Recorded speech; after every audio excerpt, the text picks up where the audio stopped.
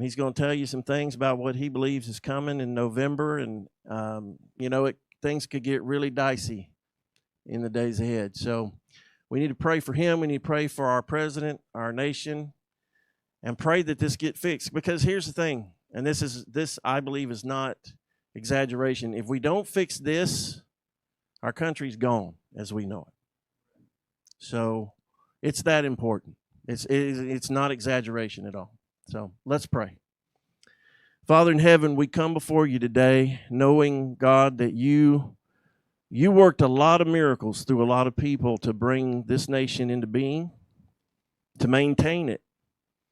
And even with all the faults we have as a nation, the fact that we have freedom to worship you as we so choose, freedom to vote for who we want to vote for, freedom to run for office, Lord, and those freedoms are slipping away.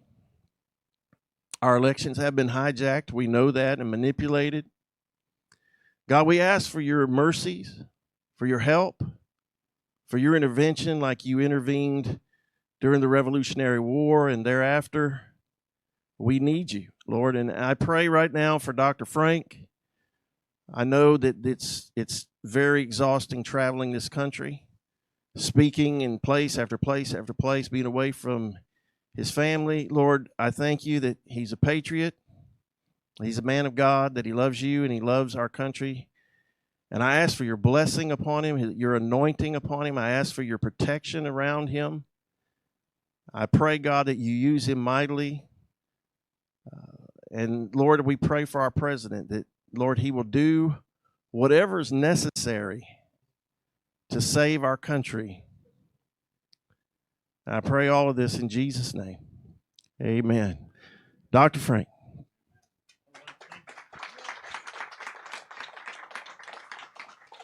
Thank you, Lord. 1, 2, 3. I'll turn it on. That ought to work. 1, 2, 3. Yes, it's going to be streaming on Rumble. FGC on Rumble, Dean Odle Ministries on Facebook, DeanOdle.org, live stream. Okay. I asked Pastor Dean how we were going to start this, and I said, are you going to open in prayer? And do you want a pledge? He said, yeah, let's have a pledge. So let's stand up and say the Pledge of Allegiance too while we're doing this. If you would stand with me. I'll start us. I pledge allegiance to the flag of the United States of America and to the republic for which it stands, one nation under God, indivisible, with liberty and justice for all. Thank you for that. That's nice. The slide I had up here, this is from the Capitol building of Wisconsin. I've been in a lot of Capitol buildings over the last 6 years. This is my favorite. It's a huge mosaic. You can tell it's in the dome of the building. It's a mosaic. It has about 200,000 pieces of glass in it. And what it has a picture of Lady Liberty pointing to heaven, because that's the source of our liberty. That's our inspiration. God gave us inspiration for liberty. What's she doing with her other hand? Protecting the ballot box, because that's how we protect our liberty. And that's where you folks have failed. You are not protecting your ballot box anymore. And if it sounds like I'm wagging my finger at you, I'm wagging it at me too, because I was asleep all those years too. My friend, I mentioned Pastor Dean, Dave Bryan out in Central California. He also got a Pentecostal church out there. He says he preaches to himself and he lets other people listen. So if it sounds like I'm coming on strong to you, I'm really talking to myself, because I was asleep until 2020 as well. I also just came back from South Korea. I was there for 2 weeks observing their election. I was there at the request of their former prime minister, and it is related to you in a way that's going to shake you to your bones, and I'm going to have to tell you about that, so I'm going to talk about that today. But I also want to show you your own election data from your own county, Lee County. Your county is a disaster, okay? But it's not your fault. Directly. It's indirectly your fault because you let other people run your elections. You're also letting other people teach your children. And you're also letting other people run your government. And you're also letting other people run your elections. No wonder you're a wreck. Not just you. The whole country's like that. Everybody sat back and let other people do this. That's why we're in the mess we're in. I like what Plato said. Plato said, the penalty for refusing to get involved in politics is you end up being governed by your inferiors. Okay? And guess where we are? That's exactly where we are. So anyway, a lot of you haven't heard me before, I don't think. I'm going to try to tell you a lot of stuff. I got 4 hours I can go. How long do you want me to go? I have a lot to tell you. I'm gonna try to condense it, but I'm going to give you a few of the core things, the most important things. I think a lot of people, when they first see my presentations, it's a red pill experience for them because you're going to wake up to some things I think you don't understand. And I'm going to try to change that. And I like what Lincoln said. He says he's a firm believer in the people. If given the truth, which is what I'm maybe showing you today, they can be depended upon to meet any national crisis. The great point is to bring them the real facts. We are headed for a huge crisis. November is going to be pivotal. I've been telling everybody for over a year, November is going to be a civil rights, civil riots, constitutional crisis in this country. November this year is going to be that way. And that's why you hear so much about elections coming from the president right now. He's moving the Overton window, which is what you're allowed to talk about in public, into the public discussion to get you ready for what's about to happen in November. It's a big deal, and I'll explain what that is. And I can't believe... Let's give you a little testimony about myself for a second. So I grew up on an Angus ranch in Northern California. My parents, my mom was the chemistry prize winner at Shasta College, and my dad was the class president. So that's where I got my interest in science from my mom, and I got my big mouth. Yeah, what's up? Oh, you want me to turn this up? Okay. Gotcha. And my dad was the class president. That's where I got my big mouth. So I can talk to you for hours. God made me this way. All who I am, God made me that way. He has a funny first name. It's Giwana. It's my middle name. It's Cherokee. It means big black horse. I have a lot more Cherokee blood than she has. It means big black horse. You can just call me Stud. It's easier. I grew up in Northern California on an Angus ranch, and you could see what it looked like back in those days. When we remember in the 70s, we had long hair, but that was me. And people said, well, how did you become a scientist then? And the answer is I was driving the hay truck because you were allowed to drive heavy equipment when you were young. I was 14 years old, and they were closing the library down on one side of town and move it to the other side, and they put all the books out, and nobody ever checked out. And the Feynman lectures on physics were there, and I read them that summer, and I've been a physicist ever since. I really love physics. I'm also a musician. I mentioned before I was a church music minister for 40 years. And when I was in college, I played in the symphony in Santa Barbara. That's not the symphony, but you get an idea. I got my PhD there at the University of California, Santa Barbara, in surface electrochemistry. And then as a young professor, a young academic, I got accepted a grant, and I ended up in Ohio, and I've been there since 1986. It worked out really well for me. They gave me a $1 million grant to have my own laboratory. I made a major scientific discovery. I got nominated for a Nobel Prize in chemistry, 60 scientific peer-reviewed publications, science, leading cover articles on the leading journals in the world. Why do I tell you that? Because I want you to know I'm a real scientist. Okay? I don't just say I'm a scientist. I'm a real scientist. I'm legit. But I left academics because it was too woke for me. I couldn't handle it, and that was in 1996 when I left academia, and that was in Cincinnati.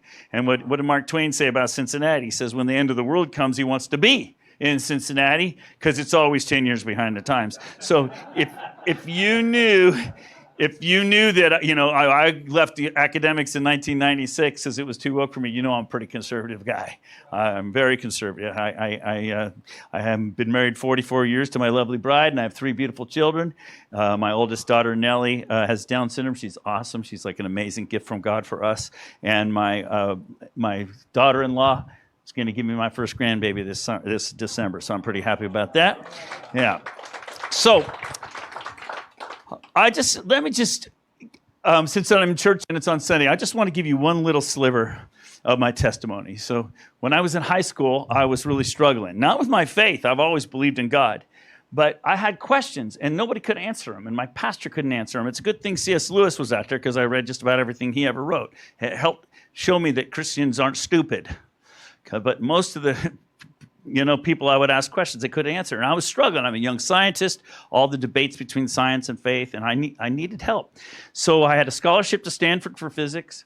I had a scholarship to UC Davis, University of California, Davis, to be a large animal vet, because the smartest guy I knew was a vet. So I thought that's what I wanted to be. And then I had a scholarship to Music Academy of the West for opera, because I sang opera for a few years, and I'm a music guy. And music and science go together.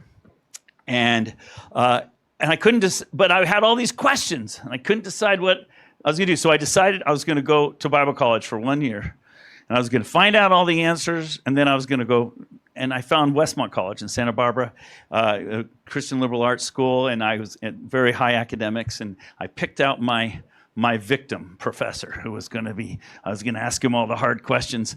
And I remember sitting in his office hours, started asking him questions, and he just looked at me and says, Doug, he says, how come, hey, haven't you ever read Augustine? Haven't you ever read Pascal? Haven't you ever read Newton, Boyle, Maxwell, Faraday? I can go on. And it's like, well, no.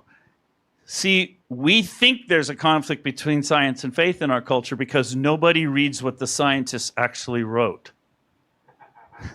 They read about what the scientists did. Just go ahead, read Newton.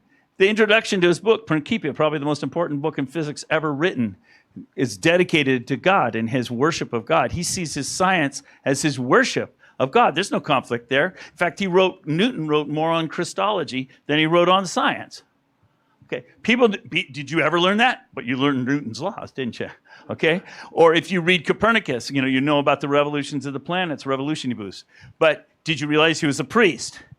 And in the introduction to the Revolutionibus, he wrote, and I memorized it in college that year, he wrote, to know the mighty works of God, to comprehend his wisdom and majesty in power, to appreciate in degree, that's my favorite part, to appreciate in degree the wonderful workings of his laws. Surely all this must be a pleasing and acceptable mode of worship to the Most High, to whom ignorance cannot be more grateful than knowledge.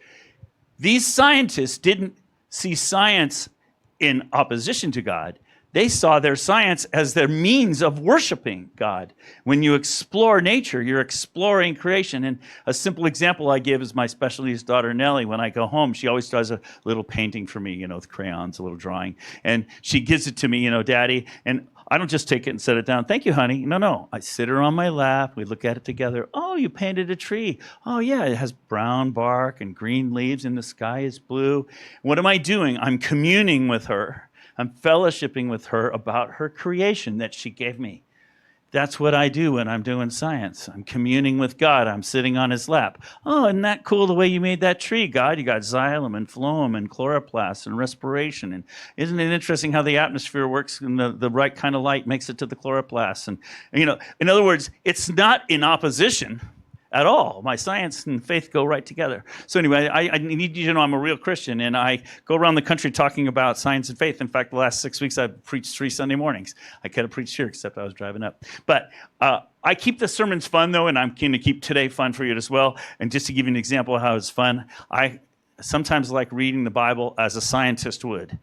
Thinking about it. And so like Jesus' first miracle in Cana when he converts water to wine, people always kind of gloss over that one. Slow down. Water is H2O, 2 hydrogens, 1 oxygen, 18 grams per mole. Wine is mostly water, but it's about 14% ethanol. That's what makes it fun. The alcohol, the ethanol, right? Okay.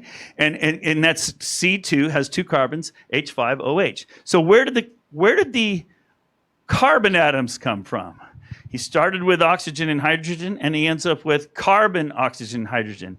Well, that's a nuclear reaction to make oxygen atoms into carbon atoms. In fact, it takes about 4 Hiroshima bombs worth of energy. I've done the calculation for him to do that miracle. That's a pretty serious miracle. People get all freaked out about Jesus raising somebody from the dead. That's nothing. Little electricity. You can raise anybody from the dead. Water to wine, now that is a serious miracle. So it's fun to kind of look at it. I like joking about it. I like keeping it fun and light.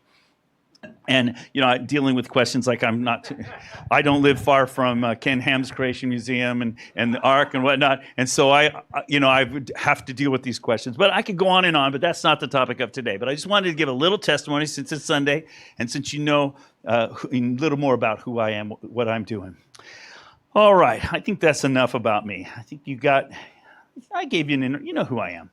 All right, let me tell you one more thing about me, and then I want to talk to you a little bit about Korea, and then I want to connect it to Alabama and show you, and I'll show you your own stuff. And what I want you to do, I'm not just going to come here and tell you got a problem. I'm going to show you what to do, because I know what to do, because I've been doing this 6 years all over the country, and I know what works, and I know what doesn't work. And hey, Wayne, but too many people are doing things that don't work.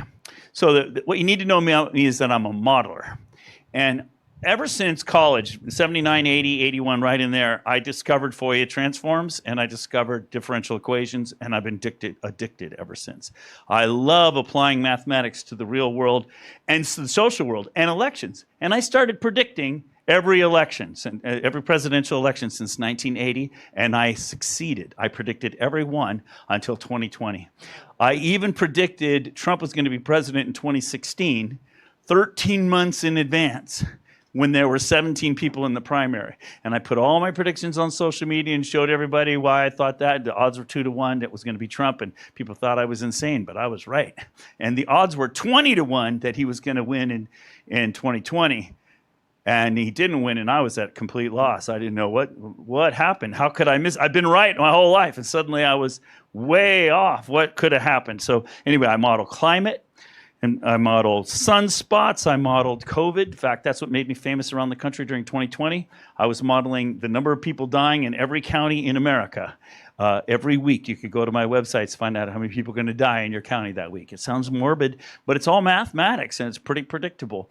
And I was doing 30 countries. That's what kind of made me famous nationally. People joke about that. They say, Dr. Frank, you have a graph for everything. And you're right. That should be my new motto. I have a graph for that. And because I don't just study the surface things, I get to the bottom of it. Okay. All right. So I could go on and joke, but I think you got a good feeling. I'm a modeler. What is an election if it's not a big bunch of math? It's a bunch of math and a bunch of models. And so it's like right up my alley. So let me just, before I do that, let me tell you, I'll tell you about this first, and then I'll jump to Korea, because I want to tell you how I got into elections. It's still part of kind of an introduction. So what happened is, you remember Doug Mastriano in 2020, in end of November, he asked for an audit of the state of Pennsylvania after the election. By the way, he's a war hero, decorated war hero, and he's a senator in their state, a state senator. And the thanks he got for asking for an audit is that the Republican majority legislature took him off of every committee, took away his budget, took away his staff. In other words, they basically emasculated him. And I want you to know, and I'm just going to say it, and I could give you example after example, the Republican Party is the biggest opposition in this country to election reform. Okay? And if you want, I can show you example after example after example. It's not the Democrats that are fighting election reform. It's the Republicans. You guys have a Republican majority legislature here, right? And what did they just do? They just screwed you over big time with their recent bills they just passed about the voter rolls. Everybody said, oh, but they did us a favor. They reduced the price of the voter rolls for everybody. No, they reduced the price, but they took out all the critical information, so you can't audit their elections anymore. You can't audit your own elections. Your own legislature is hiding your elections from you. And you guys are red in the state. You should have a very representative, very transparent, very conservative legislature, and you don't. And I have a graph for that too, and I'll show you that later. But anyway, so what happened was he asked for an audit, and the next day I got a call from Kathy Barnett in Montgomery County. And they have about 500,000 people in that county. And she said, something's wrong with my election, and they're asking for an audit. And I saw you did all these numbers with COVID, and we did this podcast together. Would you please look at my election? Sure. So she sent me the data from her county. I studied it, and I found a lot of problems.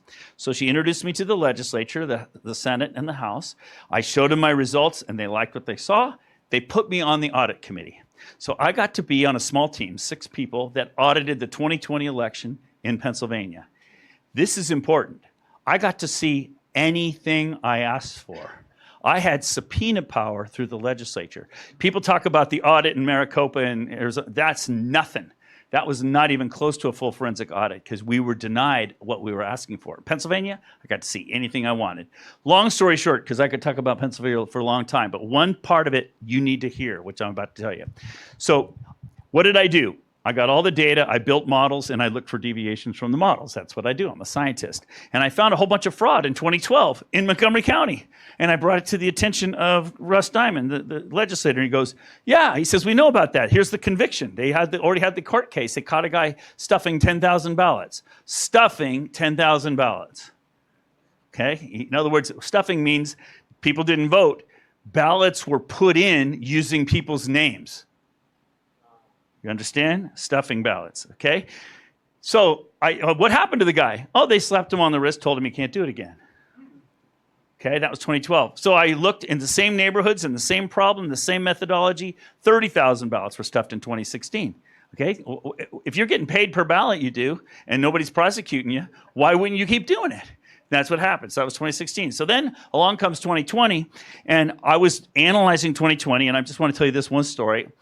6 weeks before the election in 2020, in Montgomery County, that had 500,000 people registered, their voter rolls grew from 500,000 to 550,000 in 1 minute. I have all the electronic records. I have everything to prove that that happened, okay? I know every name that was added to the rolls. I know their address. I know their voting history. I know all this stuff about them.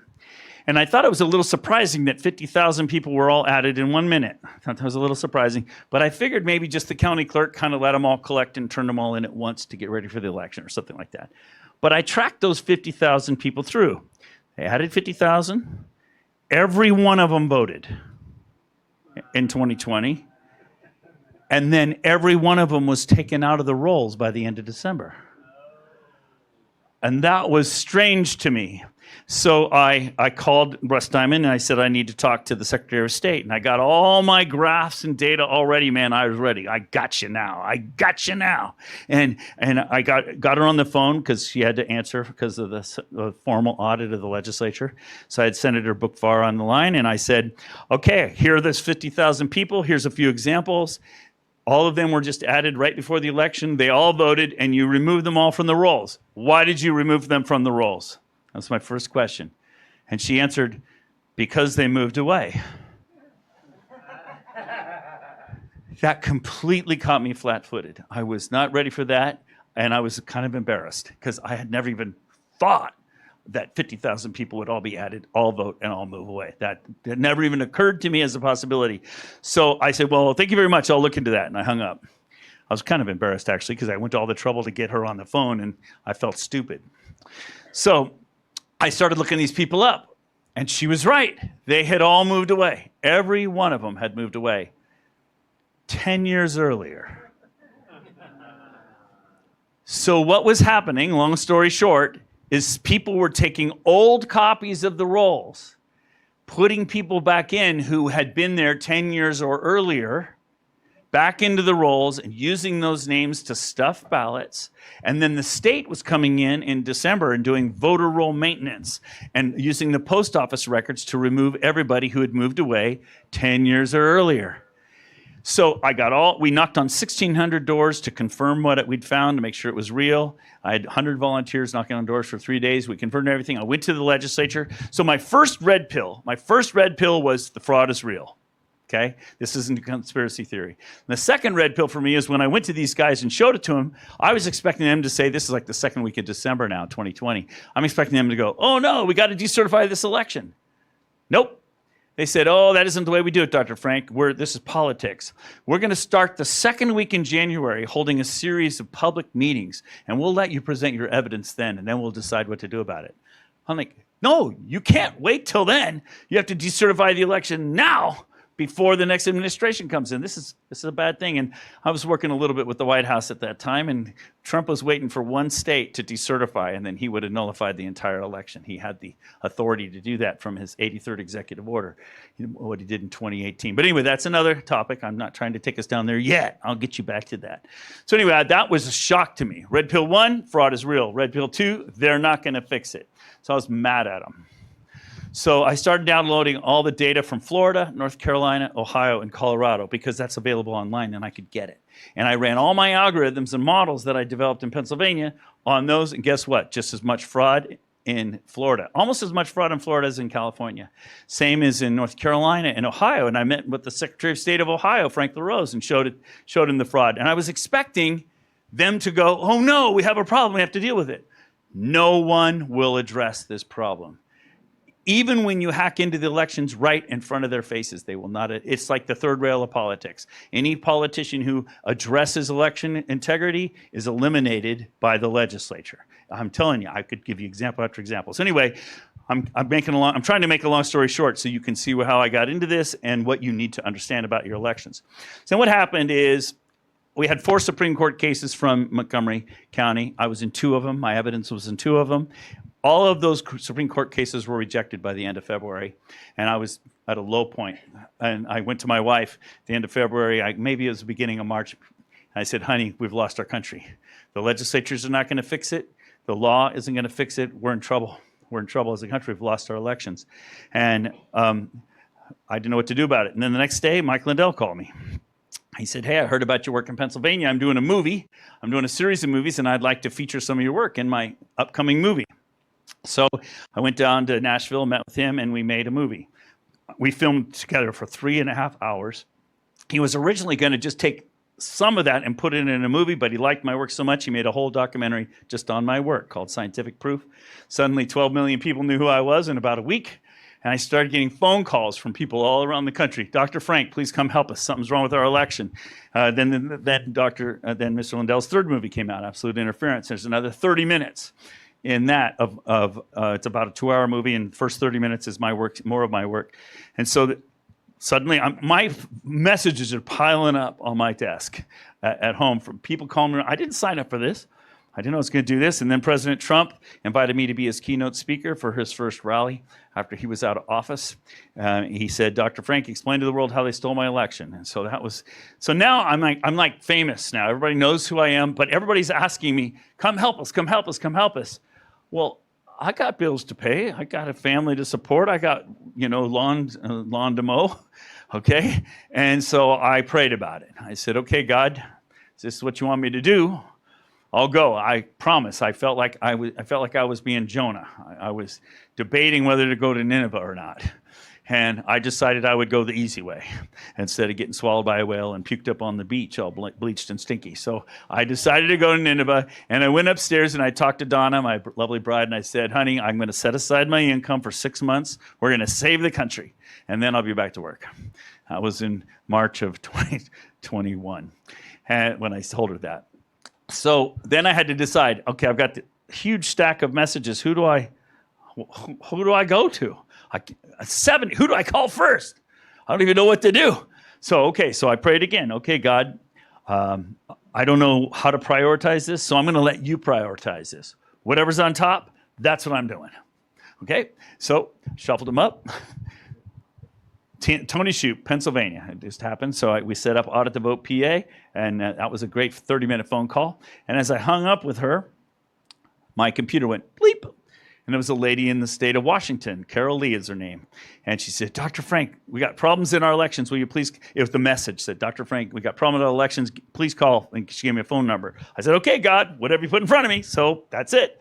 So I pick up my phone, call. Yeah, hello, Carol Lee. Yeah, this is Dr. Frank calling. Suddenly I hear all this screaming and yelling coming out of my phone. It sounds like a mass murder. I'm like, are you okay? Are you okay? What's up? What's up? She says, oh, Dr. Frank. She says, I'm at a prayer meeting at church. It's a bunch of women. We're all in a circle on our knees on the floor. And we just prayed and asked to have Dr. Frank call us.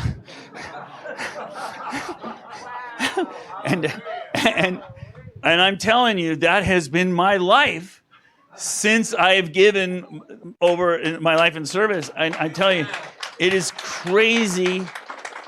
You know, you all heard of Tina Peters? Yeah. Guess who did that? That was me in her office in April of 2021 that set up all that stuff. I am always in the right place at the right time, and I have nothing to do with it. It's all God setting it up. Just shuffle those messages and be willing, and God will send you in. It's amazing what will happen. So my life has been crazy. On that topic, that's a perfect segue to Korea, because I already told you what happened in Pennsylvania and that it's everywhere. You need to hear this story. This is a big story, and it's not being covered in the media. Who's surprised? So in March, former Prime Minister of South Korea, Hwang Kyo-an,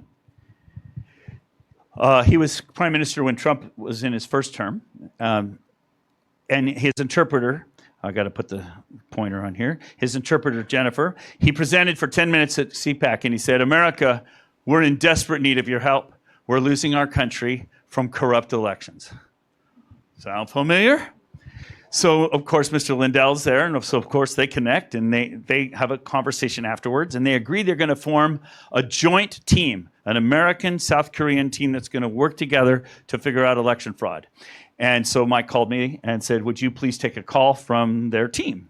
And so they called me. We did a Zoom call, and Jennifer, again, she's the translator, and Chu Hyun, he's the Johnny Appleseed of election integrity in South Korea, like I'm the Johnny Appleseed of election integrity here in America. So he's like the Dr. Frank of South Korea. So we hit it off immediately, and we had a long conversation. I talked about my skills, what I have to contribute, how I could participate. And next day, I sent a message to Jennifer. I said, so, you know, do you guys want help? Do you want to get involved? She says, oh, please come. 1,000%. We want you to come to South Korea. And I'm like, well, when do you want me to come? Tomorrow. I'm like, I'm already booked months in advance, okay? And this next week, I'm supposed to be in Central California for a big conference on child trafficking, and I'm a keynote speaker at that, and I'm on the board of directors. I can't miss that. And the following week, I have a whole week-long tour in Wisconsin. They got all the venues chosen and the advertising out. I can't just leave. I said, I'm going to have to pray about it. She said, okay, well, get back to me right away. And I hung up. Within an hour, I had calls from both of them that they postponed and rescheduled months later. Okay? It is crazy to be me. You just got to be yielded. And when you're yielded, and God is outside of time and space, you're talking to a physicist now, that means something to me. He's outside of time and space, and he can arrange all the details. So I knew at that moment, yep, I'm going to South Korea. I didn't know why. I just knew I was going, right? So I called her back and said, yep, I'm coming. And they said, great. So they sent me the money for the plane ticket. It was a big, expensive plane ticket. And I'm waiting at the gate I'll make sure the speaker's on. I'm waiting at the gate in the airport to get on, and my phone starts blowing up. People say, Dr. Frank, I hear you're going to South Korea. I'm like, how do you know I'm going to South Korea? I haven't told anybody. Well, they have an ad out. If Trump doesn't win, this will be the last real election in America. Those are the most severe attacks on our election system. All right. So I'm going to pause that. Sorry, I'm trying to pause that. So what happened is the commercial comes out, and why are you not letting me work here? Here we go. There we go. That's why. Because at the end of the commercial, it's 3 minutes long. I'm not going to make you listen to the whole commercial. At the end of the commercial, this is what's there. I am 100% sure that we will be able to expose the fraud. That's there. Okay. They had recorded that Zoom meeting that we did together, and they'd made a commercial basically announcing that there's this team, this Republic of Korea and America team to do election fraud. They didn't tell me we were going to make a commercial, but people heard that, and Dr. Frank, we heard you on X, and it's like, what? So I didn't even know they were advertising this. You get it? But did you notice they hid my face? Because they didn't want me to get stopped at immigration. Okay? And they asked me, don't wear your patriotic stuff. Come in plain clothes. So I came in plain clothes. And the first thing that Jennifer said, the translator, she met me there, she said, we're sorry we don't have 1,000 people here to greet you, but we were trying to bring you in under the radar. But they still gave me flowers. I said, nobody gives me flowers in America. That's pretty nice, right? I arrived at the same time as this guy. His name is Morstan. He's an ambassador that Trump appointed in 2019. One of 3 ambassadors that they're called ambassadors at large. They have the authority to speak on behalf of the president anywhere in the world. He was head of the poli-sci department at Liberty University. That tells you a little bit about him. He's that kind of guy. All right, so the idea here is we're the only 2 people that were brought in to observe this election in 2026. And the way they run their elections, you got to understand, is Friday, Saturday, they have early voting, and then the following Wednesday, they have election day. And all of the voting is in person, though. So Friday, Saturday, they can vote anywhere in the nation. And when they vote, the ballots that are remote get mailed to the destination. Otherwise, it's just they vote where they are locally. On Wednesday, they have to vote in person at their local precinct. So that's the way they run their election. So that was why. But they had all this promotional material. I mean, this umbrella is cool. They gave it to me. They made all this fancy stuff. People are asking me for autographs because they kind of already let the word. As they were driving to the headquarters of the Freedom and Liberty Party, Freedom and Innovation Party, they've got banners hanging all over the streets. I mean, it's just weird. I didn't know anything about South Korea except my stepdad and my father-in-law both fought there. All I know is I'm going, right? Because God sent me, so I'm going. All right, and so the Prime Minister, I met him and his lovely wife Joy, beautiful Christian people. He's a Baptist, she's Pentecostal, and that plays into this in an interesting way. I met the team. Now, during the election season, the reason they wanted me immediately is because I arrived a day before their early voting. So I could witness their early voting in person and do analysis. And I was expecting, now that you know me, I'm a modeler, I'm expecting to be hiding in a cubicle somewhere, analyzing data and finding fraud. That's what I'm expecting to be doing. And so we watched 2 days of early voting and we started finding tons of fraud. And I found a lot, and I'm going to give you one example in a minute. But politicians during their election season from Friday to Wednesday are not allowed to talk in public. It's kind of like here, politicians can't talk in the polls. Same way in that country, are not allowed to have public meetings. So I held press conference to talk about all the evidence we're finding, and so did Morstan. So we were holding press conferences to show the people what was going on. And then that night I was also on television, although they don't really watch TV. They stream on X. Everybody's on X there. And this guy, his name is Han Gil, which translated means one way, so it's one way news. And he's the most popular television program in the country. Millions of people watch live. And so I'm on his program, and the first question he asks me is, Dr. Frank, when is the U.S. military going to come and rescue us? I'm not expecting that. I don't know any of this stuff. And so I had to learn why they think that, and I'll explain that in a minute.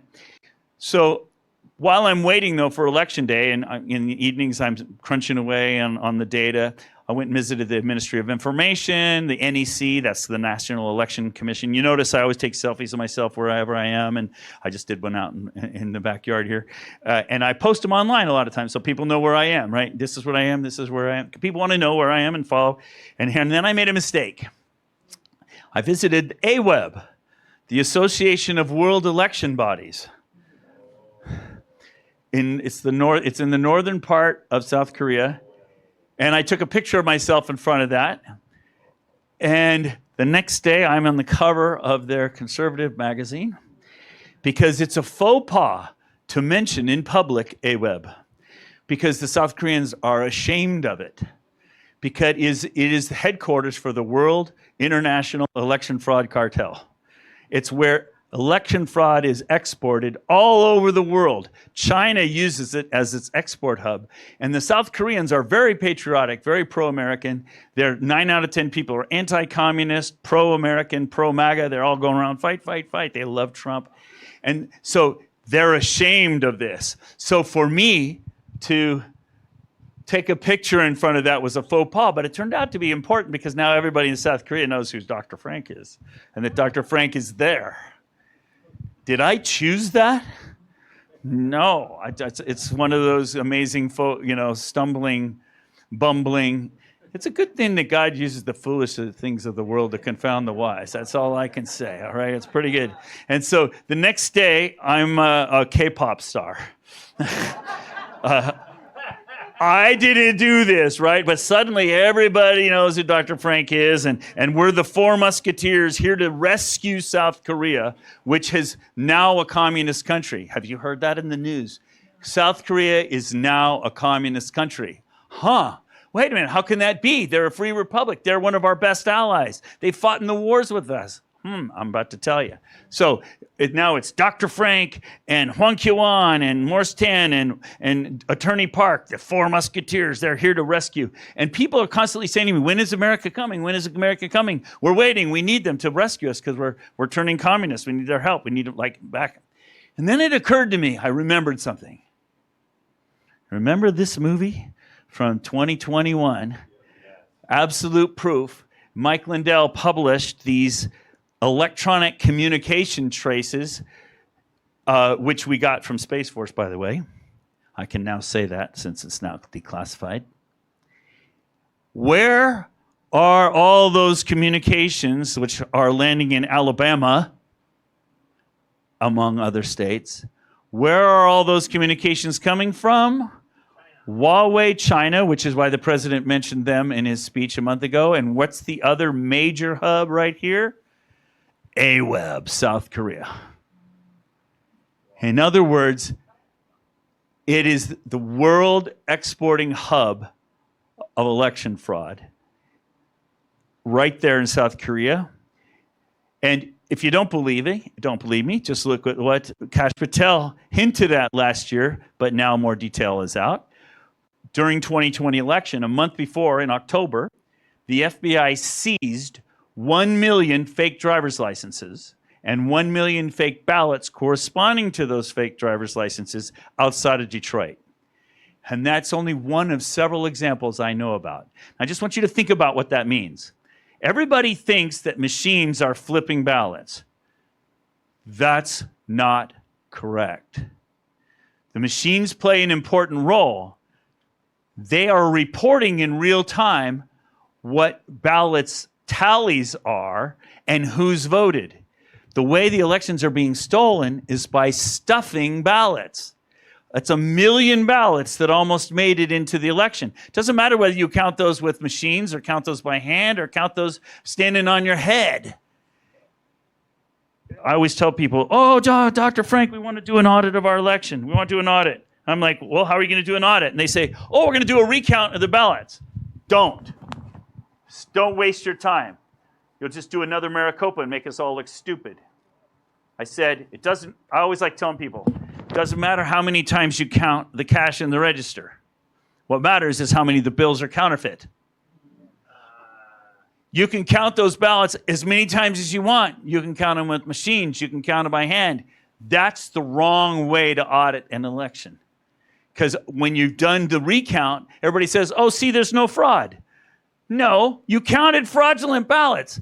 The way to audit an election is to count the voters. Who supposedly voted? Let's go verify. What did I tell you in Pennsylvania? 50,000 people were added to the rolls. They all voted. They were taken out. That's not flipping ballots. That's stuffing ballots. Everybody's seen the graph from Michigan that goes up like this and then it jumps up at 11 o'clock and then goes on. Remember, they call that the fraud graph. That's not flipping votes. That's adding votes. In fact, that's adding 156,000 votes and new voters at 11 p.m. at night. And I was in that lawsuit, and I coached the attorney on it.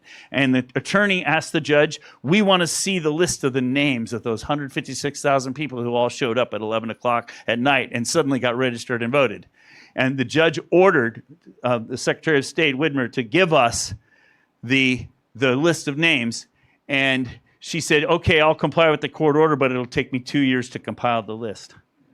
Okay, and then the case was settled, dismissed 6 months later, so we never got to see the list of those 156,000 people who suddenly appeared on the rolls and all voted on election night. In other words, people think that the machines are the culprit because the machines are flipping ballots. Wrong. The reason the machines are important is because in real time, the people who are cheating know every tally and every race because the machines are communicating in real time. Say you want to cheat.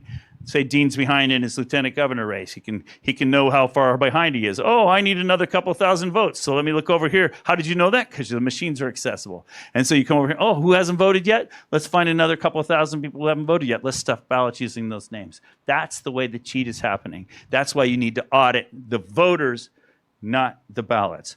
I'm not telling you not to audit. You should audit every part of the election, but that's not where the fraud is. So I'll show you graphs like this for your own town and your own country. Our own county, But I was making all my graphs, my typical graphs. After I was showing you these at the press conferences, doing all my typical stuff. If you've seen my presentations, you know I love making a graph for everything. This is the one I think that you'll like. It's a simple one, and it's a good one to look at. So because everybody votes in person there, our fraud team got volunteers outside of every precinct. Not every precinct, lots and lots of, hundreds of precincts. And they were there with counting clickers. And so every person that walked in, they would count. And during the day, the NEC, the National Election Commission, reports how many people voted at each precinct. So you know me, man. I'm in my hotel room watching the numbers coming in and the tallies coming in from our volunteers. And I made a graph. This is the blue curve. That's how many people went into a particular precinct. And then throughout the day, the red curve tells you how many people the NEC reported voted. Oh, it's about 10, 15% high. We have dozens of precincts like this where there were more votes reported than people who went in to vote. Sound familiar? Okay, so this is the kind of approach I was taking in my press conferences. I was showing you have all this fraud. There's other evidence too, but I just want to give you an example. This is my specialty. I love numbers. I love doing this. You can tell I even made it in Korean, right? All right. But I didn't have to do that. Something amazing happened. I tell you, I am always in the right place at the right time, and I ain't got nothing to do with it. So you got to know how Koreans live. They live in vertical villages. As 50 million people live in a place the size of Indiana. And if you divide it up into counties, that's like their provinces. And what happens is they come down out of their buildings and they vote local community centers. They have public baths and swimming pools and parks. But they all live up in these vertical villages, they call them. So as we're driving around on election day with the security contingent, and we're going around in the limousine, we're following X because everybody's on X. I mean, everybody's got their camera out. Everywhere you go, they got their cameras up. They're filming me. They're filming us. Everybody's on cameras. It's amazing. So we're watching X. And lo and behold, one of the precincts says, we ran out of ballots. And so we contacted the NEC and asked for more ballots. And they said, no, we already gave you plenty. We're just going to come collect whatever you've got. And so they're complaining on X. Guess where I am? 5 minutes from there. I'm on the other side. From Doug Frank from the other side of the world is sitting in exactly the right place in South Korea when these guys say, so what? We drove over there. Okay. And so I stood in front of their little community building and I said, I think you guys shouldn't turn in any ballots at all until they give you enough ballots so that everybody can vote. And they agreed. And 10,000 people came down out of the building and surrounded the building and said, we're not going to give the ballots to the government. And Hwang Kyo-won got up and said, and by the way, while we're at this, we're not going to give them any of the ballots till we've had a chance to look at them too, because we think there are a lot of fraudulent ballots in there and we'd like to have a look at those ballots. So within a couple hours, there are another half a dozen precincts because this is all on X, that 10,000 people were coming down out of their vertical villages and surrounding their buildings. By the end of the next day, we had 40 precincts in South Korea where 10,000 people were surrounding each building, telling the government, we're not giving you our ballots because we didn't get enough. Now, I've done the analysis. I don't want to show you the analysis. Just take my word for it for now. The reason they ran out of ballots is they had too much cheating in the early voting. And you've got these long lines of people that want to vote, but there's no ballots. And the NEC is telling them, we're going to collect them the way they are. I didn't have to convince anybody that there's election fraud in the country of South Korea. I've got all my beautiful evidence all lined up, all my presentations, all my slides. I'm ready to go. I've even got jokes written in Korean. I'm all ready to go. I didn't have to do nothing because the government handed it to us on a silver platter, right? Okay, so then what happens? This is big. It's crazy to be in front of 10,000 people, and everybody's got a camera up, and they're all reporting it on X. So it's like I'm like known everywhere in the country now, for sure. Next morning, 7 o'clock in the morning, Hwang Kyo-an's out there. I was in my hotel probably sleeping. 400 cops came in and pushed him out of the way. They formed a wedge and pushed through the crowd and seized the ballots at that first precinct. Now what do you got? You got 10,000 really mad Koreans. Okay, so what do? They went over and joined the next precinct. Cops come in there. By the end of the day, we had 3 major groups, over 1 million people in South Korea, all protesting. And they would surrounded the buildings where the cops had collected the ballots for counting. They count them in open coliseums. It's like a spectator sport. People sit in the stands and watch them count the ballots, and it's interesting. So we went to Pyeongtaek, and it was weird because there's like 100,000 people around their stadium there, and they're not letting any officials in. They're not letting any officials out. It's like we kept the poll workers trapped in there. I walk up to the crowd. It's like Moses. Red Sea parts. USA, USA, Dr. Frank, Dr. Frank. And it's like I get to walk up, and I get to speak to 100,000 people at Pyeongtaek. It was amazing to address them and to be right in the middle of this uprising. I mean, this is a huge deal. Then we went up to Seoul. This is what Seoul looked like at night. Okay? And I am standing right there. Okay? People were using their drones, flying around their drones, taking pictures and everything.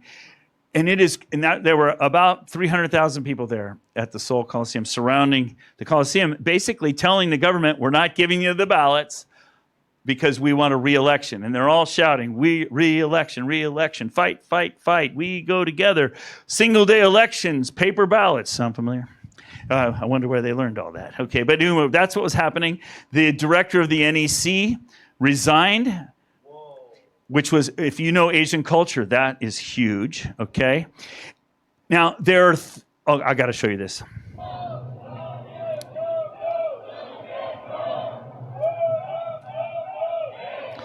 Chae-Sung-go means re-election, re-election. And that group that I just showed you, that's 200,000 college students.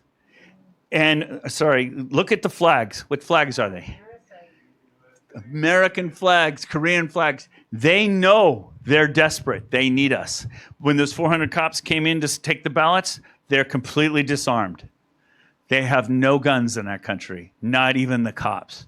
Okay, so that's why our Second Amendment is so important, because the government would never pull that off with us. We wouldn't let them. We'd be standing there with our guns. Come and take them. That's Molon Levey, right? We'd be saying, we're not going to let the government push over us. That's a big deal. But these are Christian college students. They would do their chant, and then they would sing hymns for a while. And then they would do their chant. It was crazy. Why is the church involved there? There are 3 groups protesting. The young people are protesting because while I was there, the government took down X.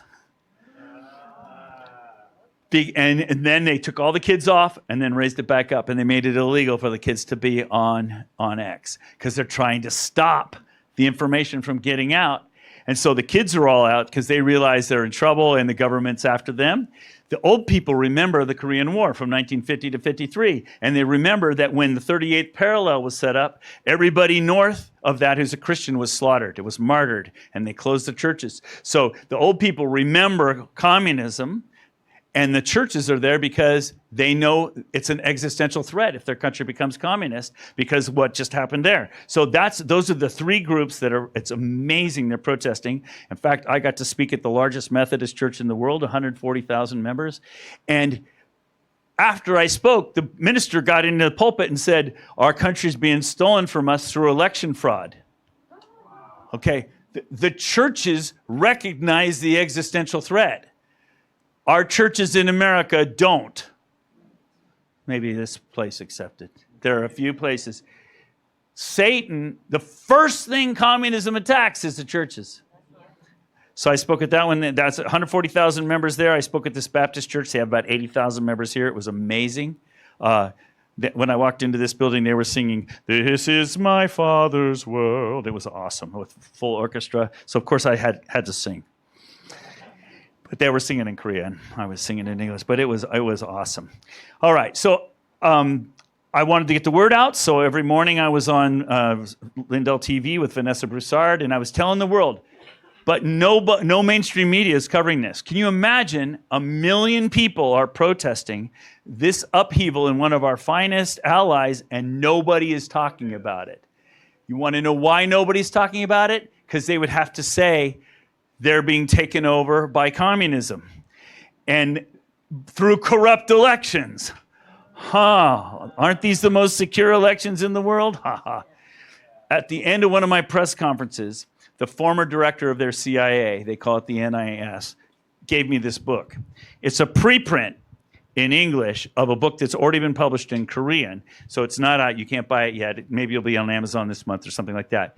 And he handed it to me in an envelope, and he says, "Dr. Frank, you have to read this book." So that night in my hotel room, I started reading it, and my jaw fell open. The title of the book, The Quiet Coup, Color Revolution in Seoul, How a Free Republic was Engineered Toward Communist Capture. Wow. In 2025, they impeached, in 2024, they impeached their real president. They impeached a president. They put him in prison, and they elected a communist president in 2025 with a corrupt election. How can you elect a communist president when 9 out of 10 people are pro-American, anti-communist? Corrupt elections is how. And the first thing they did is disarmed the South Korean troops on the 38th parallel, basically inviting North Korea in, if you think about that. They disarmed them. And the next thing they did is in their National Assembly, it's like our Congress, they tried to change their constitution to be no longer a free republic, change it to a socialist republic modeled after the USSR. They were shy 10 votes. That's why they were so concerned about this election, because they knew it was going to be cheated again and that they would have the majority, and that's exactly what's happening right now. It's a little complicated since they still don't have all the ballots 2 months later, because we still have people demonstrating and defending the buildings, keeping the ballots away. But they've declared their outcome anyway. But you see where they're at? That's where and they are expecting America to come rescue them. And I don't think that's happening. And so I was telling them, you guys, I love you, but you're going to have to demonstrate. You're going to have to stay strong. You're going to have to fight for your own liberty. And it was amazing to witness, because everything, and I mean everything that has happened there is exactly what's happening here right now in America. And we are sitting on top of this amazing situation. We are right on the same knife edge. I want you to realize they went from 2024 having a real president, really elected, to 2026. They are now a communist government in 2 corrupt elections. And it's how they did it. And I came back pretty fired up. And I sat down with one of my pastor friends. I said, "Please pray for me." I said, because I want to shake every American by their collar and wake them up and get them to say, imagine if Kamala was president right now. Oh, God. Can you imagine how different our country would be? I mean, that tells you we are right on the edge. We're right on the precipice. And ironically, the first place I spoke in Wisconsin on Monday night, I got an email from one of the deacons of the church. It was a church venue, like this is a church venue. And he said, "We've decided not to have you come on Monday night, Dr. Frank, because you're controversial. And you speak ill of the politicians." And so I wrote back a snarky email. I said, I guess the prayer didn't work yet.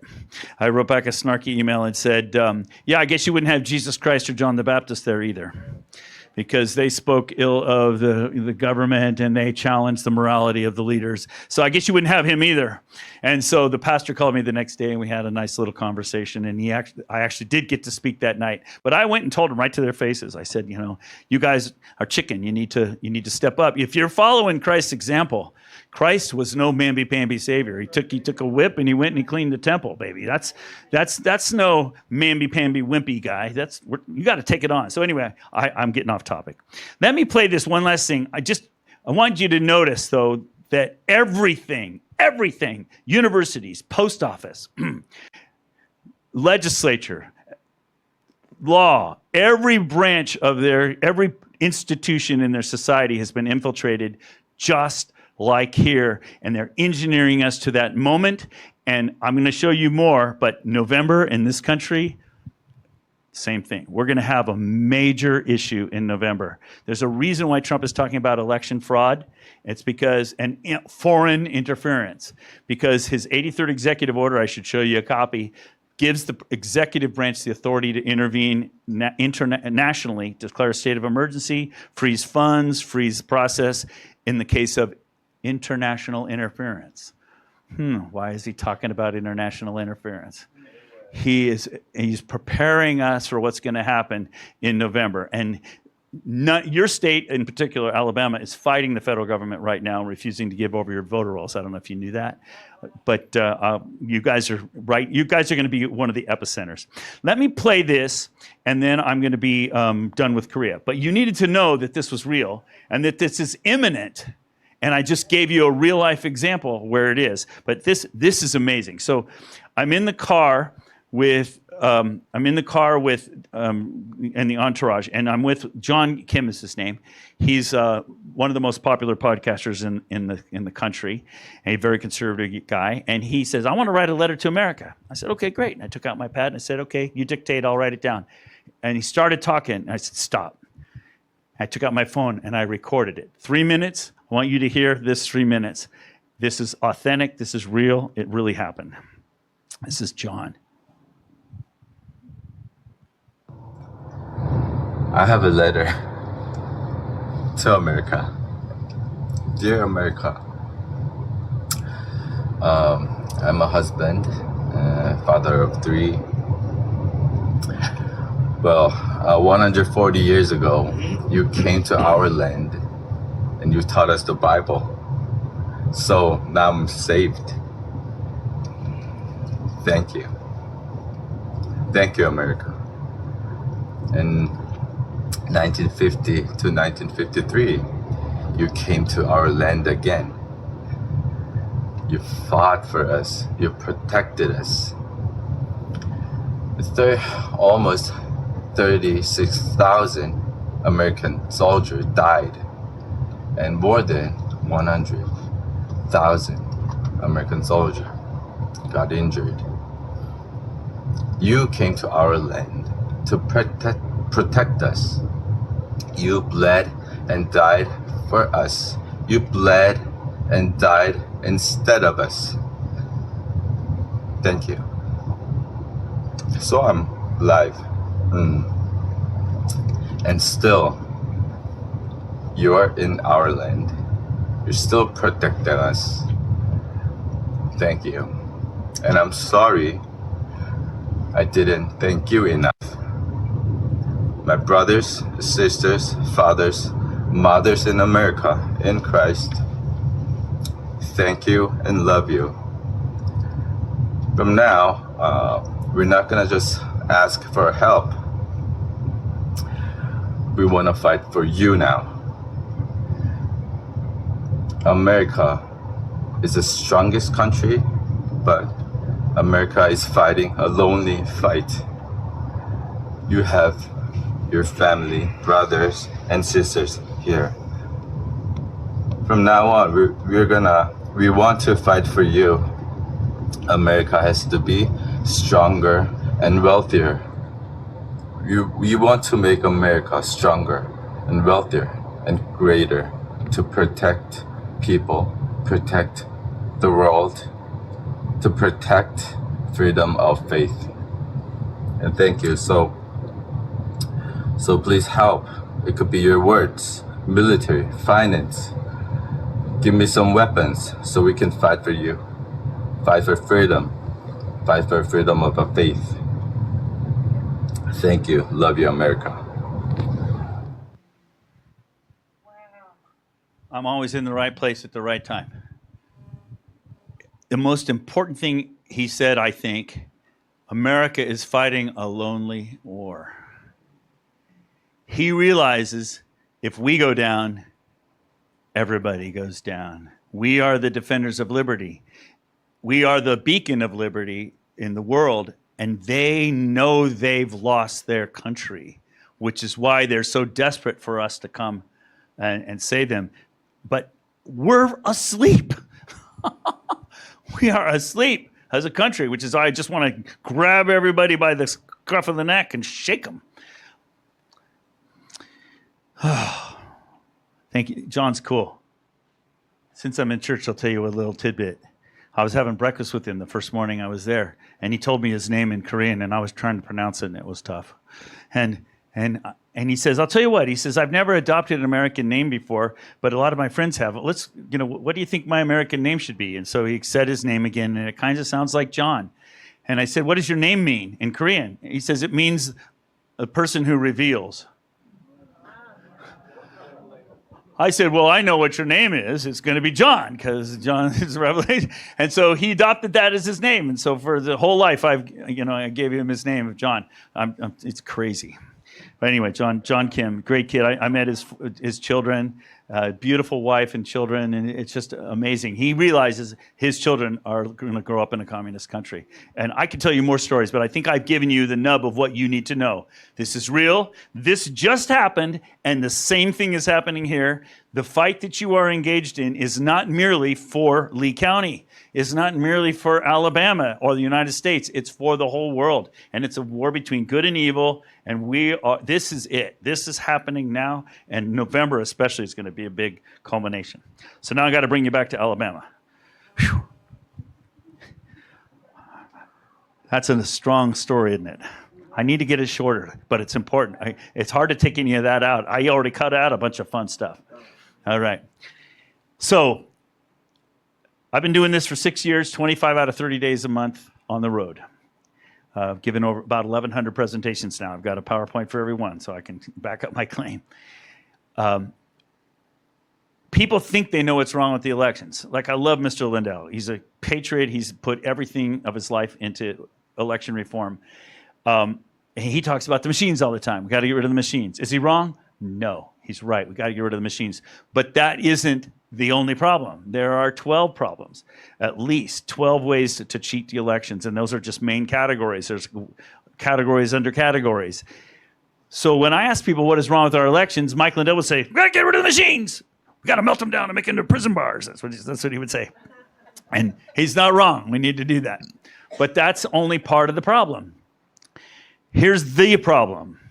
In every state in America, and I mean every state because I've done the math, and I've examined the rolls, elections are now centrally controlled by the state. And I'm going to explain what I mean by that. Your elections in Lee County are not controlled locally.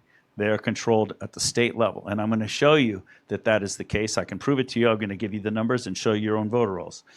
So the problem is, because of that, you've lost your constitutional voice. We are no longer a representative democracy, because your voices are not being represented through your vote. It's being manipulated somewhere else.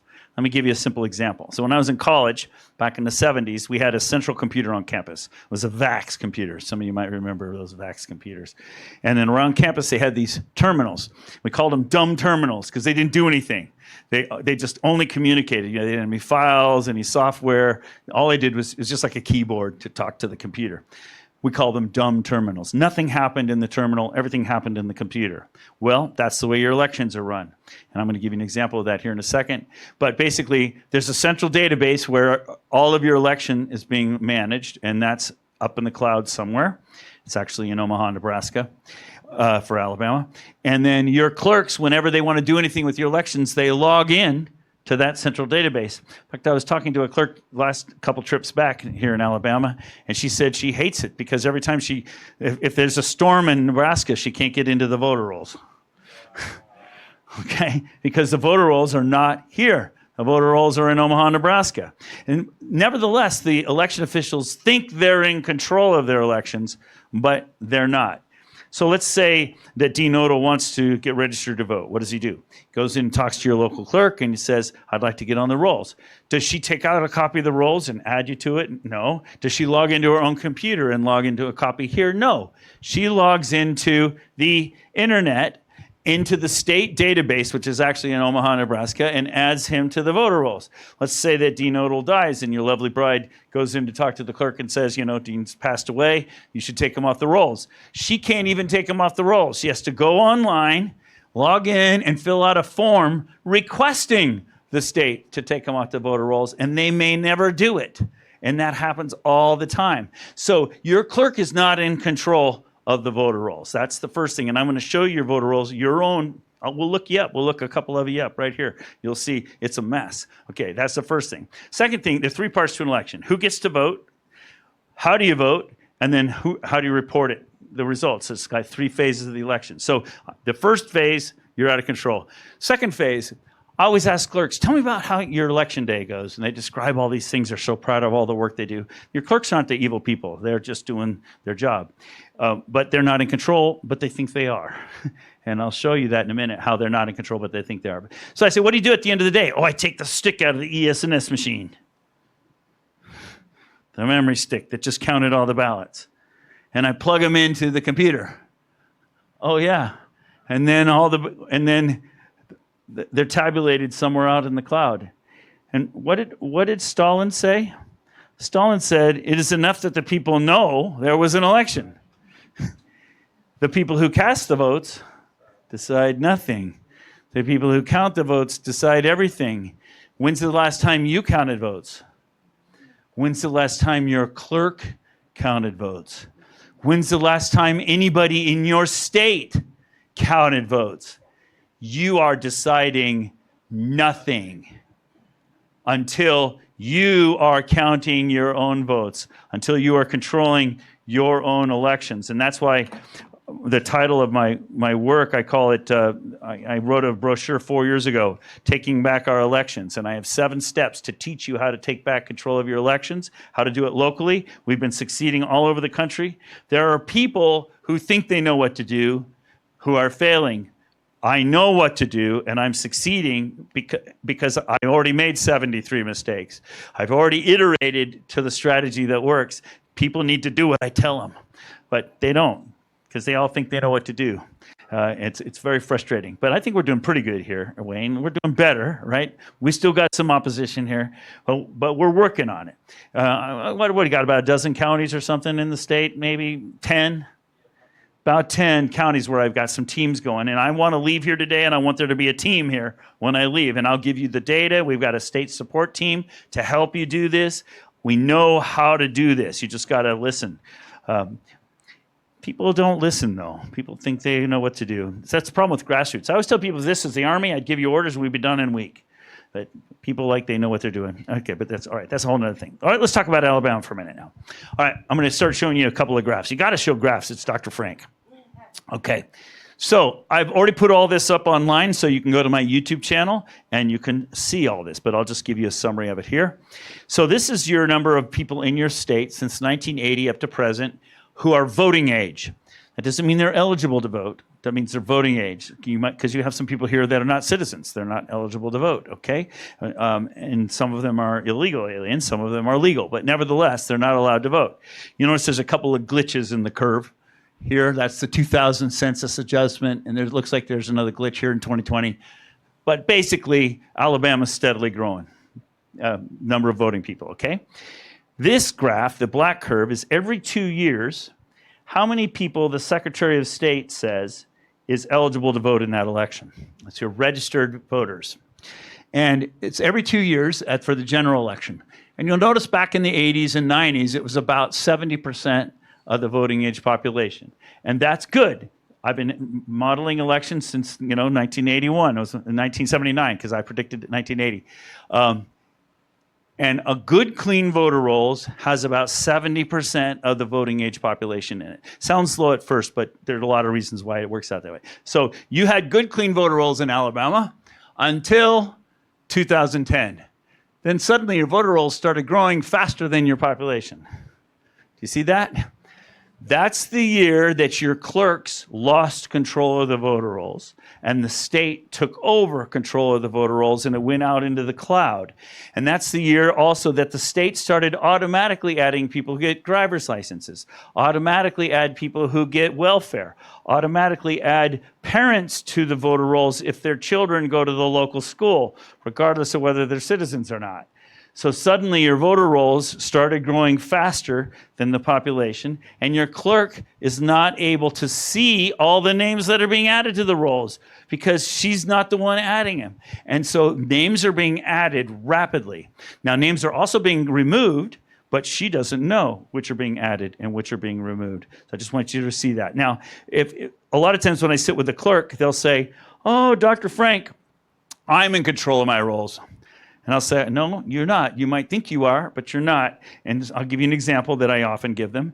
Here's the number of people registered in every county in Alabama. 67 counties, every one of them here. And you got big counties and small counties. And it's hard to see the small counties, so I'm going to put them all on the same scale, on a percent scale. I just want you to notice that every county is following the same pattern. Okay? And there are huge numbers of people being added and removed. And the clerk doesn't know who's being added and removed. All she sees is the total because she logs in and she just adds a few, removes a few. It just kind of goes along. She's not printing a list of everybody in Lee County every month and comparing name to name, finding out who's being added and removed. She doesn't know. So what I've done to help you understand that is I've introduced a term. It's called churn. Say that Lee County has 100 people in it and 10 people move out and 10 people move in. Started with 100. 10 people move out, 10 people move in. That would be 20 changes out of 100. We call that a 20% churn. Get it? That's how many changes there were. So what is the churn? That's Covington. I did Lee County. Let me get Lee up here. Here we go. Here's Lee County. So you notice you're no exception. You have the same churn going on in your rolls. What did I say about Pennsylvania? Right before the election, they added 50,000 people in Montgomery County, and then right after they took them back out again. I wonder about this, huh? Okay, and your clerk doesn't even know this is happening because she doesn't have the lists. And there's 60,000, I guess there are about 80,000, 90,000 names, and she's not going name by name every month and comparing how many people are in there, is she? Okay, so... And if I bring the population line down next to the trend, you have about 1 in 5 people don't belong in your voter rolls. You've grown faster than your population. The rolls have grown faster. And I've learned over time that that's a good explanation. Now, who's being added and removed? Who's churning in those rolls? It's not you guys. It's not the real residents. Like I said, a clean voter rolls should have about 70% of your 18 and older population in it. That would be a clean voter rolls, and it would be normal over time for people to die, people to move away, people to move in. There'd be some normal churn. That would be normal. A few percent a year would be normal, and maybe a little higher because you have a college town, so they're a little higher. But still, even in college towns, it's only about 5 or 6% instead of 3 or 4%. So that would be normal for you to have some churn. But what's happened is your state has inflated the rolls. Those are the names that are being added and removed. Those are churning like crazy. And I did an interview this morning with a gentleman, I'm trying to remember his name, it'll come to me in a second, in Alabama. I guess the podcast will come out probably tomorrow. And I was explaining to him the names that they're adding and removing, the clerk doesn't even know who they are. It's people getting automatically added from the driver's licenses and whatnot. And that's where the churn is happening.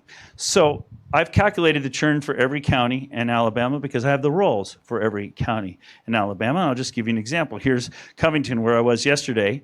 You notice I'll get the pointer going again. 1, 2, 3, 4 copies of the voter rolls. I haven't added, I just got a new copy of your voter rolls. Let me pause there. I left something out. So we use the voter rolls to find out which votes are real and which ones are not. Right? We find dead people who vote. We find people who live in other states that are somehow still voting. We use that. Well, your state makes that really hard. One of the ways they make that really hard is they charge $36,000 for a copy of your voter rolls. You're the most expensive in the country. And we were complaining vigorously about that. Wayne knows we're complaining vigorously about that. The next highest is Wisconsin at $12,500.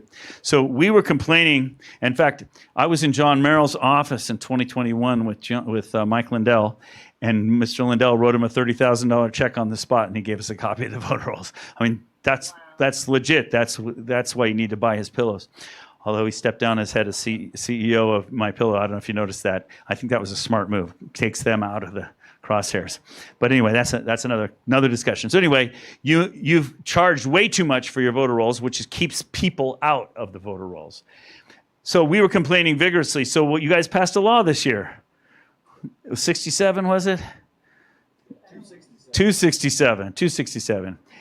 And the law, your legislature said, we're hearing complaints about the rolls being too expensive, so we're going to reduce it. Now the cost's only $1,000. You can get a copy of the rolls. Except they took out all the critical information. And so now you can't audit, you can't find frauds with that copy of the rolls. It doesn't help you. Your legislature pretended to listen to you and took advantage of the situation to hide it even more from you. Follow me? This is not... You guys are red. The people in Alabama, you guys are conservative, beautiful people. Your legislature is not you.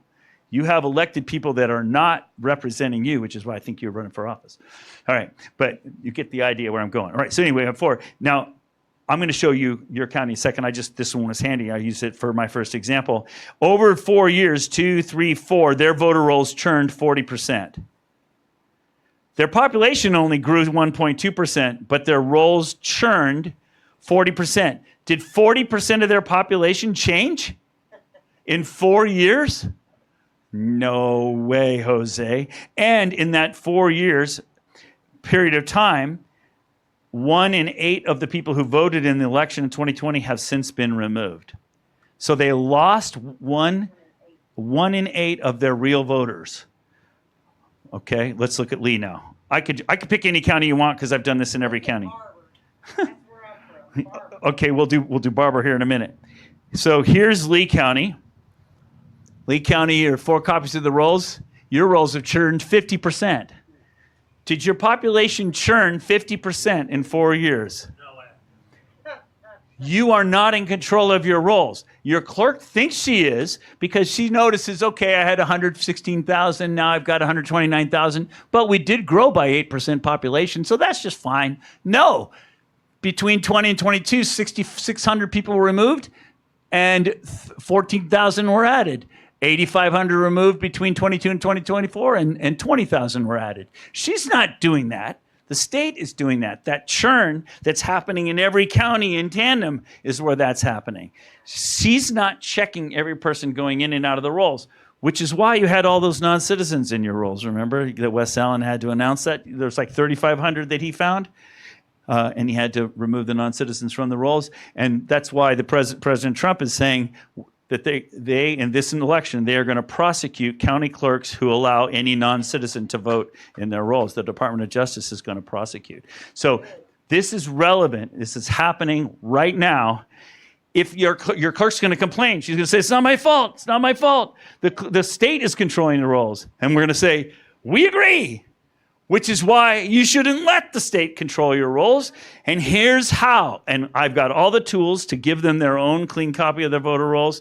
All legal. Everything's legal. And actually, your county clerk will be cooperating with the state law, complying with the state law, and complying with federal law. Right now, your voter rolls are outside of state law and outside of federal law. So I'm going to give your clerk, if you will help me do this, a clean rolls that they can use legally in the election.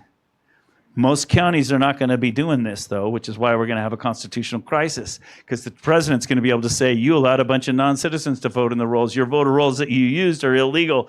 You're garbage in, garbage out. I'm nullifying this election. You can imagine the civil unrest we're headed for in November. It's going to be ugly. So anyway, I just want you to see, you also 1 in 8 of the people that voted in the 2020 election in Lee County have since been removed, too. Okay? Guess what? It's about the same in every county. Why would it be the same in every county? Because it's the same in every county. Because it's not big counties, small counties, green counties, red counties, black counties. It doesn't matter. They're all the same. Everyone. Why? Because it's centrally controlled. You have to bring back local control. There's more I could show on that. I'll just show you one thing. You said Howard County? Barber. Just because she's here, I'll look it up. Hang on for a second. Okay. I told you I could go for hours. Let's see here. Because Wayne knows I did every county. Barber? Barber. It's a French word. Okay, here we go. French. Barber. Here you go. Let's open it. Oh, it's a smaller county. It'll open quickly. There you go. Oh, nope, that's not what I wanted to do. Sorry, hang on. I'm going to open this one right here. Sorry. I've done every county in the state. Barber. Your population has shrunk a little bit, about 1% in 4 years, but your rolls churned 40%. Does that sound familiar? And how many people have been removed? About 1 in 8. Huh. Did I pick that county? No. Okay. How many more do I need to show you before you're going to believe me that it's the same in every county? How could it be the same in every county? Because it is, because it's centrally controlled. That's why. Your local people are not in control. Now, the fun thing, here, I'm a little out of order, but let's just jump right in. This is fun. Okay. What's your name? Priscilla Watson. Oh, Priscilla Rochelle. R-O. That's definitely a southern name. Rochelle. I like being in the South. Last time I was here, I met some gal, remember, her name was Dawn. And she says, and I said, nice to meet you, Dawn. No, my name is not Dawn, it's Dawn. Oh, excuse me. All right, I get it, it's Dawn. Okay. So what I did is I need to explain what I jumped ahead a little bit, so I left something out. Let me go back and explain something.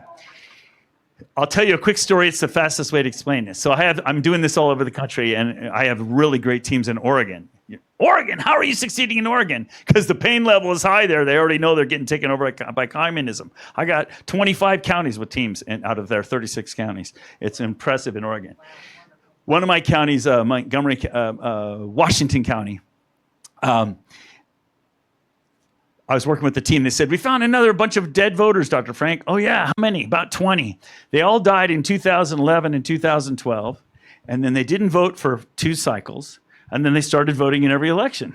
Okay. We're in church. Lazarus, right? Lazarus.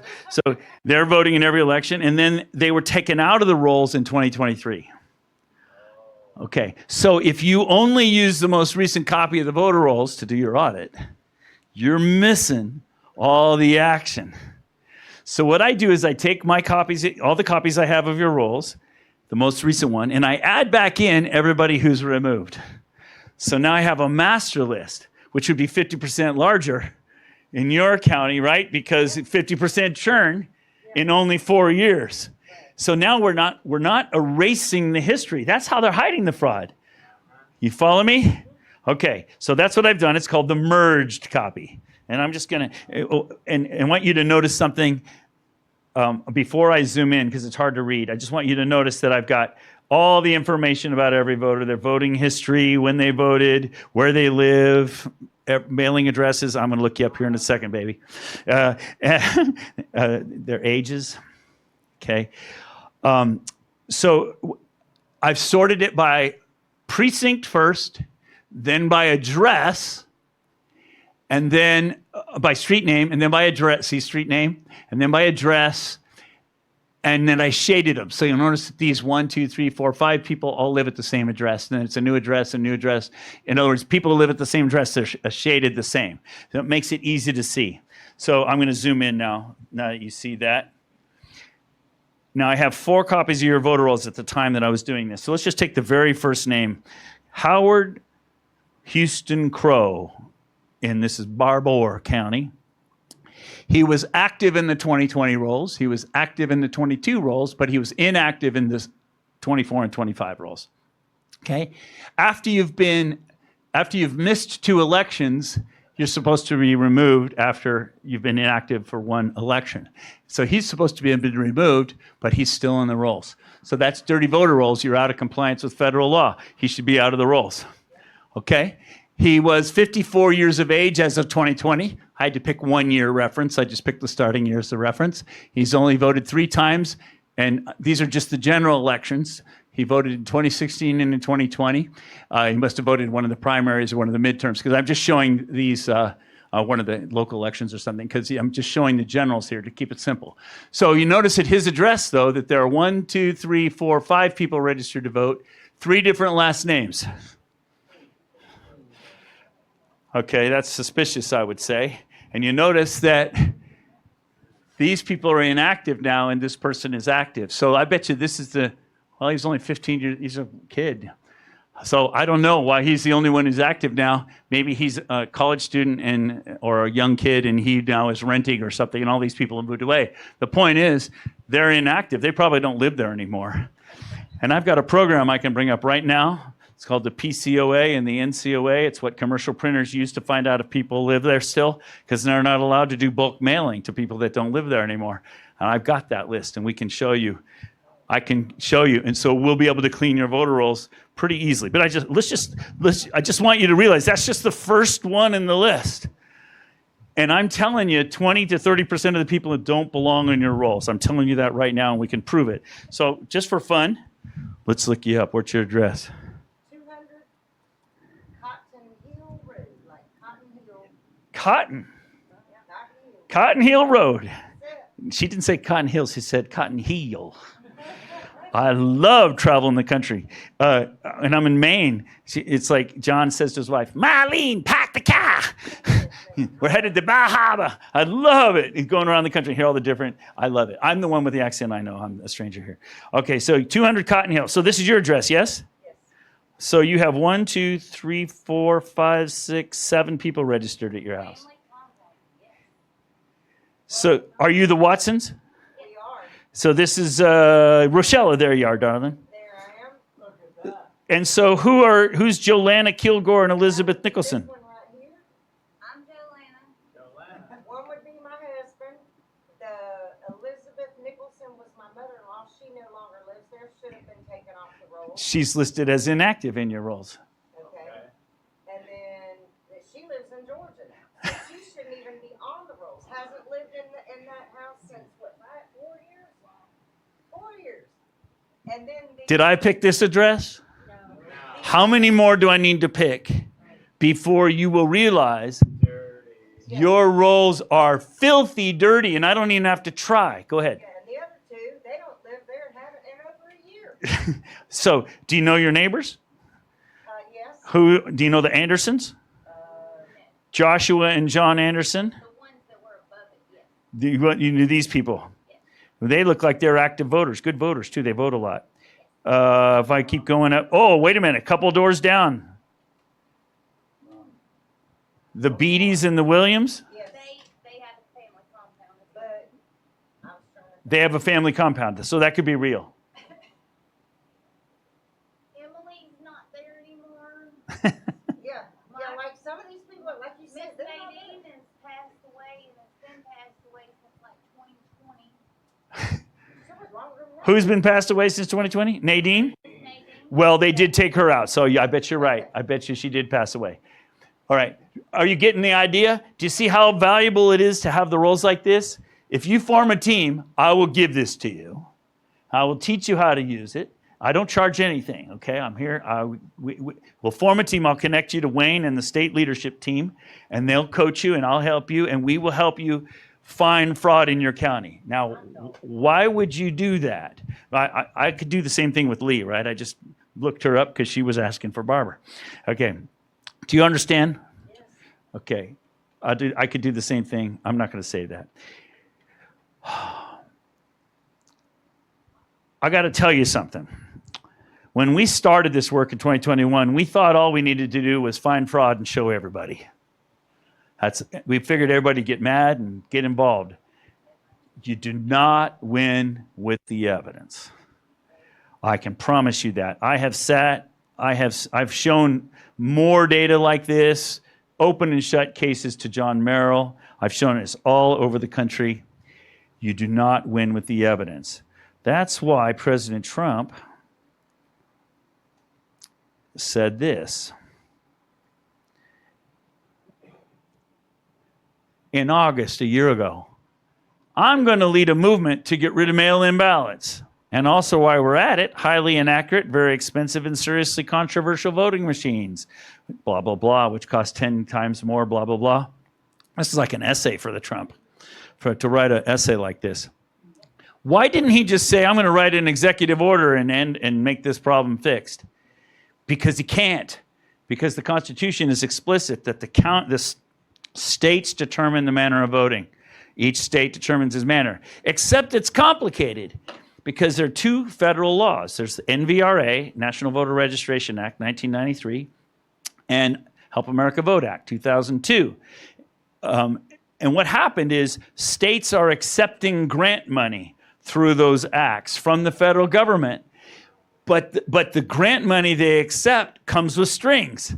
So this federal government is saying, we want you to maintain your voter rolls in a certain way, and we'll give you the money to pay for it. And the states say, okay, so they're taking the money, but they're not complying with the rules. That's why the DOJ is after Alabama right now, because we've been giving you money, but you're not complying with the rules. Your voter rolls are illegal.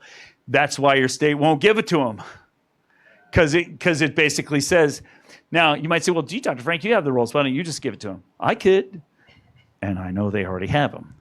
The point is, the Secretary of State has to give the official rolls to the DOJ, and it's essentially an admission of noncompliance. It's an admission of guilt that, yeah. I just want to ask you a question, Dr. Frank. It's just burning inside me. I just want your opinion on this. It seems to me, okay. It seems to me that voter fraud affects Republicans being in office more. In other words, I feel like if we had clean elections, we probably would have 30% more Republicans throughout the country in different offices. My question is, why do Republicans why are the Republicans fighting doing what needs to be done? Just like the Save America Act. There's probably about 10 people that are in the Senate that seem to me that are fighting against the president, like they want him to lose power, like they want them to lose the House, it seems to me. And those are the people that are the never Trumpers. They want him to lose power. What is your opinion on all that? So my first answer to that I alluded to earlier. A Republican legislature in Pennsylvania took away all the power from the person who asked for an audit. I could tell you a dozen stories of legislators throughout the country who, when they spoke up with their legislature to try to say, we want to clean up the elections, I can give you examples in Louisiana, in Kansas, Oklahoma, Missouri, very red, very conservative places. With one of the legislators stands up and says, we want to look into this, they are eliminated by the Republican Party. But why? If it affects them more with losing seats, then why are they fighting against it? Why are they fighting against it? So I'm giving you the answer. Jesus taught in parables. So I'm trying to follow his example. So in Montana, they have 50 state senators. In 2024, the Republicans won 32-18. And they had a supermajority in the House and the Senate, and everybody was all excited in Montana. Hey, we're going to do a reform this year. The first week of the election, the first week of their legislative session, 2025, 9 of the Republican senators caucused with the Democrats.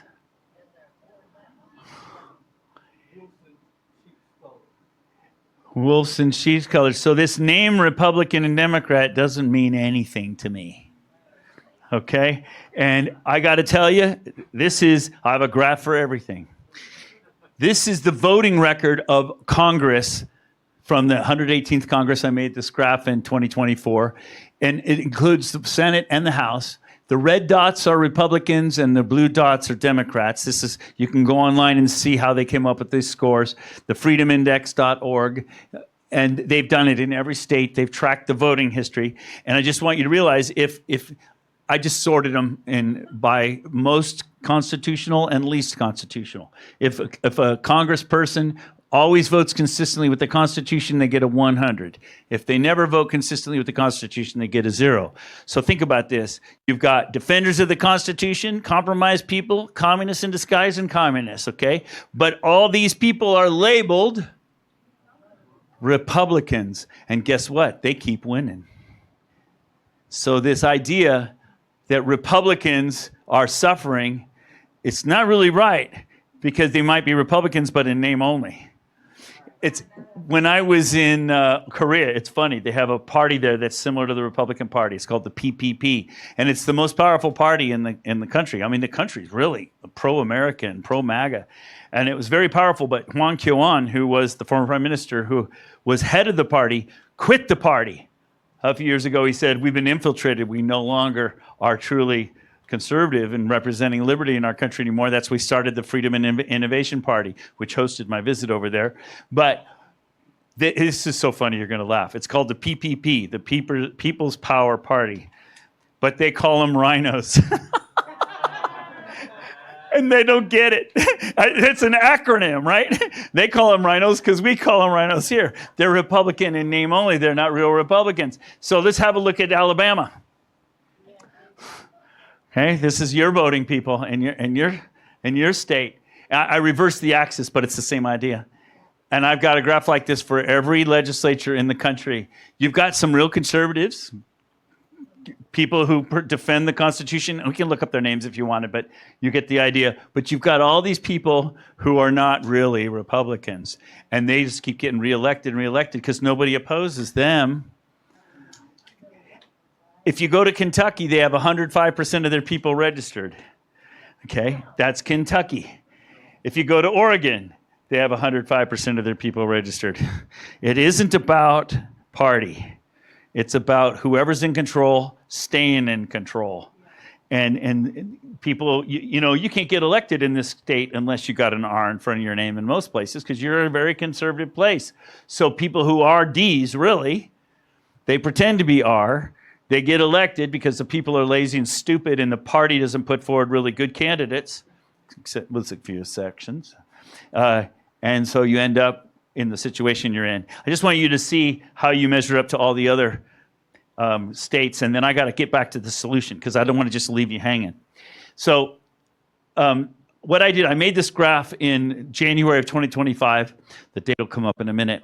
But what I did is for every state in the country, I kept track of how many citizens over 18 years old there were in every state in the country. And I show the scale, 55% all the way up to 115%. What percent of these people are registered to vote? Eligible people, what percent of your eligible people are registered to vote on this axis? And then on this other axis, what percentage of them did they vote? So what percent of the eligible people are voting? What percent of the eligible people are registered? Follow it as a two-axis graph. And so what did I say? 70% would be a clean voter rolls. So I'd like to see every state right about here. 70%. If you're above 90%, you are a dirty voter roll. Seriously dirty. If you're above 100%, that's just stupid, because you can't have more people in your rolls than you got people eligible. I mean, that's just crazy. I mean, and that's not even counting. Yeah, this is counting. This is for citizens only. Okay. So anyway, that's what the scale. So I'm just kind of giving you the scale. There's up here, there won't be any state up in this gray area, because that would be like 70% of your eligible people are registered and 70% of them voted. That'd be a perfect turnout of every eligible person. That ain't going to happen. So there's nobody up in the gray area, and you shouldn't be in the red area. Everybody in the country should be right in here. Every state should be right there. That would be a 90% turnout, 75% turnout, 55% turnout. So I've kind of given you the scale, yes? I've explained everything, and I want everybody to be right in here. This would be perfect voting. If I saw all the states here, I'd shut up and go back to my physics lab. Okay, so what do we find? 9 states have more people in the rolls than they got people. Okay. And guess where you guys are? Right chair. Okay, and that's after you cleaned it up a little bit. It's actually gotten dirty again since this, because I made this graph back in January 2025. But anyway, you're one of the dirtiest. You're among the worst. So it's not a matter of red or blue. The worst place to be on this graph is up here. Because think of this like a clean glass of water. Let's say you got a really beautiful glass of water. And as you move the glass of water this way, it gets dirtier and dirtier. Like the rolls would get dirtier and dirtier. And think of this as how much of the water do we drink? Right? This is a higher and higher turnout. So the worst place to be is when you have the dirtiest water and you're drinking it the most. So the worst place to be is up there in the corner. And guess what those are? That's why all the attention is there. That's right. And here's the rest. That's you guys. Here's the rest of the country. It's all getting dirtier. Every state has centrally controlled voter rolls now. This is a disaster across the whole country. I'm not kidding when I say we're on the precipice, guys. We are right on the edge. And when I made the graph, Tennessee didn't have their numbers in yet. I was using temporary numbers. They're up here now. Rhode Island's up in here. Maine is actually up in the red. They're make it 10 states. So I hadn't, when I made the graph, not all the states had reported yet. But notice there's this one strange state over here, Wyoming. They have clean voter rolls because if you miss a federal election, they take you off the rolls. Miss one, you're off. That doesn't mean you can't vote. It just means that at the next election, you have to bring proof that you're a citizen, and you have to bring proof where you live to get back on the rolls. They'll even let you register on election day, but you have to bring all of your ID with you to prove it's really you. That's why their rolls are clean. And you notice their turnout's about right. You can see my 70% number is pretty good. That's a good. They're a little hyper clean, I think. I'd like a little more forgiveness. I'd like to miss one and not have to bring all my identification to the next election. But anyway, I just. Hawaii looks pretty good. Yeah, that's because they have so many non-citizens and Dems. Yeah, it's and that's a whole nother thing. Alaska is so bad because they have that permanent fund that they all get, and so nobody wants to get out of the rolls because they get paid to be residents there. We could talk about this a long time. I just wanted to see you relative to the other places, so you realize you guys really are. I mean, I love you guys. You guys are awesome. Okay, but you have these stupid machines that have modems in it. We could talk about that. You've got one of the country's leading expert on this, by the way, right here in Clay Parikh. Yeah, he told me his record is 5 minutes. That's the longest it's ever taken him to hack into a machine. One of your machines. So your machines are totally hackable, totally vulnerable. I could tell you so many stories, but I don't want to go there. I want to show you what to do. I think I've given you the problem. You know what the problem is. You know the urgency of it. You know that we have bad days ahead. So what do you do in the meantime? What do I want you to do? Well, what did Trump say? Trump said, I'm going to lead a movement. Where's the movement? Okay? All y'all are asleep. You're all asleep. And politicians don't start parades, they join them. We have to start the parade. We have to start the movement. Your power is not in sitting on your hands waiting for Trump to save us. Your power is not sitting on your hands waiting for the legislature. They can't even pass, or the Congress, they can't even pass the SAVE Act. Okay? And your legislature, I just showed you, is all rhinoed out. And they're hiding the rolls from you. Your power is not top down. Your power is bottom up. Your power is in your county commissioners. That is your power. So what I teach you to do is to form a team, find fraud, and then we begin addressing and attacking at the county level. And I was doing that back in 2022 with some success, and I was winning many counties. But then as soon as that county would stand up and say, we're not going to comply with the state policy anymore because they're illegal, we're going to run our own rolls, then the state would come down on that county and say, no, you have to follow our rules. So what I've learned is we don't fight one county at a time anymore. We have multiple counties that stand together, which is why I'm working in multiple counties, and I want to form a team here. We need teams, as many teams as we can get, as many counties as we can get, all start putting pressure on their commissioners. Now, what moves a commissioner is not election integrity. That doesn't move them. They see that as a threat to them. What moves your commissioners is money. and influence and power. And so you go to your commissioners and you say, we're going to cut the voter rolls by 30%. And we're paying for our election machines. We're paying for all election processes based upon the size of our voting, of our electorate. We're going to save you 30% on our elections. And by the way, at the same time, we're going to be reducing our liability because the government, the federal government, is going to prosecute every county clerk who allows non-citizens to vote in their elections in November. This is a big deal. So we're going to take you out of liability because you're going to comply with the state law, which the state is not. You're going to comply with the law. You're going to comply with the federal government. You'll have federal support. Do you want to be on the good guy's side or the bad guy's side? Okay? And your state legislature is the bad guys, and the federal government are the good guys right now. So which side do you want to be on? Save money, be in compliance with the law, reduce your legal liability, and be on the right side. That's the strategy that we're doing. But then the commissioners say, oh, but we're afraid of the state. But they'll find their spine in a crowd. So let's get the other counties on board. I've got 8 counties in Colorado. One of the county clerk has already quit the State Clerks Association. And he's in the largest county, El Paso County. And I have a whole bunch of other counties. You just kind of need to have 1 or 2 stick their neck out. And the other ones will kind of, have the way movement. People are afraid to stick their neck out. But we are at war, and this is happening now. So that's where we're going. There are 4 types of communities. There are lead counties, the ones that are willing to make the stand, and I'm looking for those.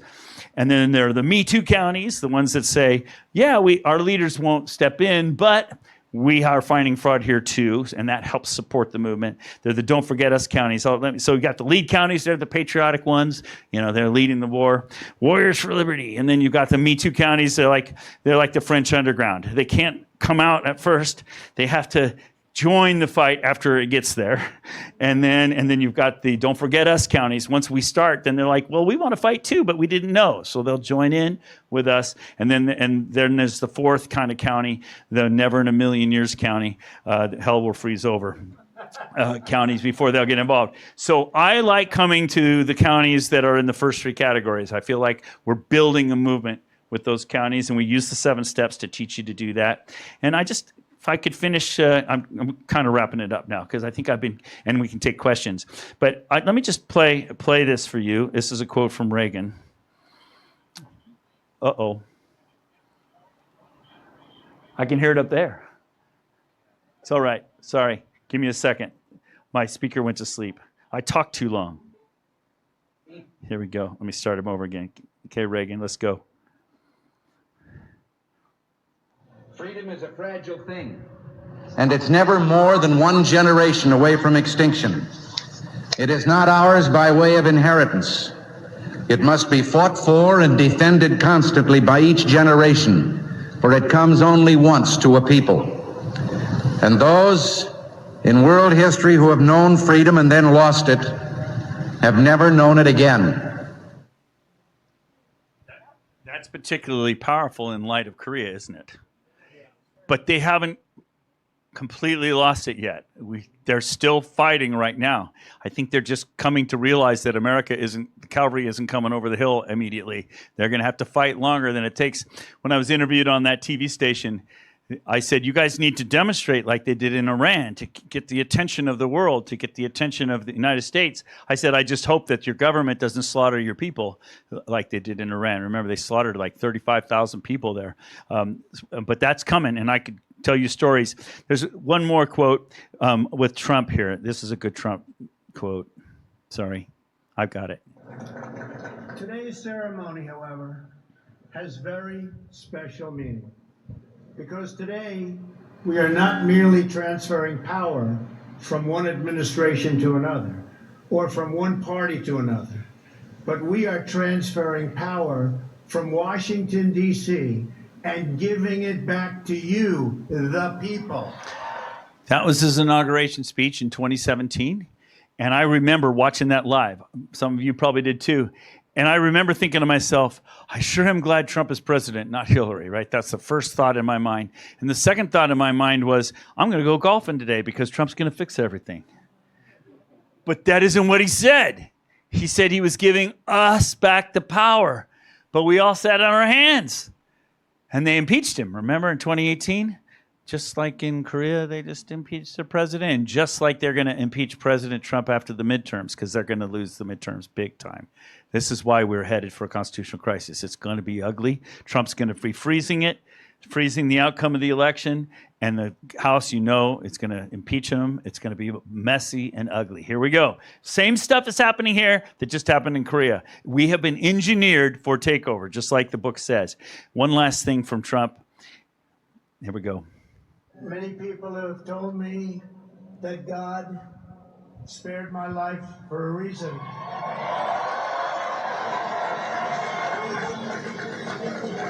And that reason was to save our country and to restore America to greatness. And now we are going to fulfill that mission together. Together. He wants to lead a movement. What is he saying? Come on, Americans, wake up. Let's engage. He knows he can't do it by himself. So I was up in a bar up in it was actually a tavern up in northern Wisconsin. They didn't have a meeting hall, so we met in this tavern. I didn't mind taverns. The revolution happened in churches and taverns, right? Black Robe Regiment led the revolution. All right, so we're in the tavern, and at the end of my speech, a bunch of people were coming up to do selfies, and a beautiful older couple comes up to me. Dr. Frank, we want to pray for you. Thank you. So she lays hands on me, and they start praying for me. But she was a Pentecostal, so she prayed loud. And she started praying. And as she started praying, people started coming up.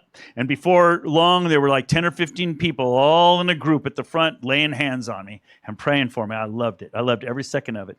And as she was wrapping up her prayer, she was like, and thank you, Lord, for giving us Dr. Frank and that he's fighting the evil Goliath of government corruption and election fraud. And Lord, we just thank you for giving him such a big slingshot to fight Goliath with, Lord. And Lord, we just pray that you'll give him really big stones.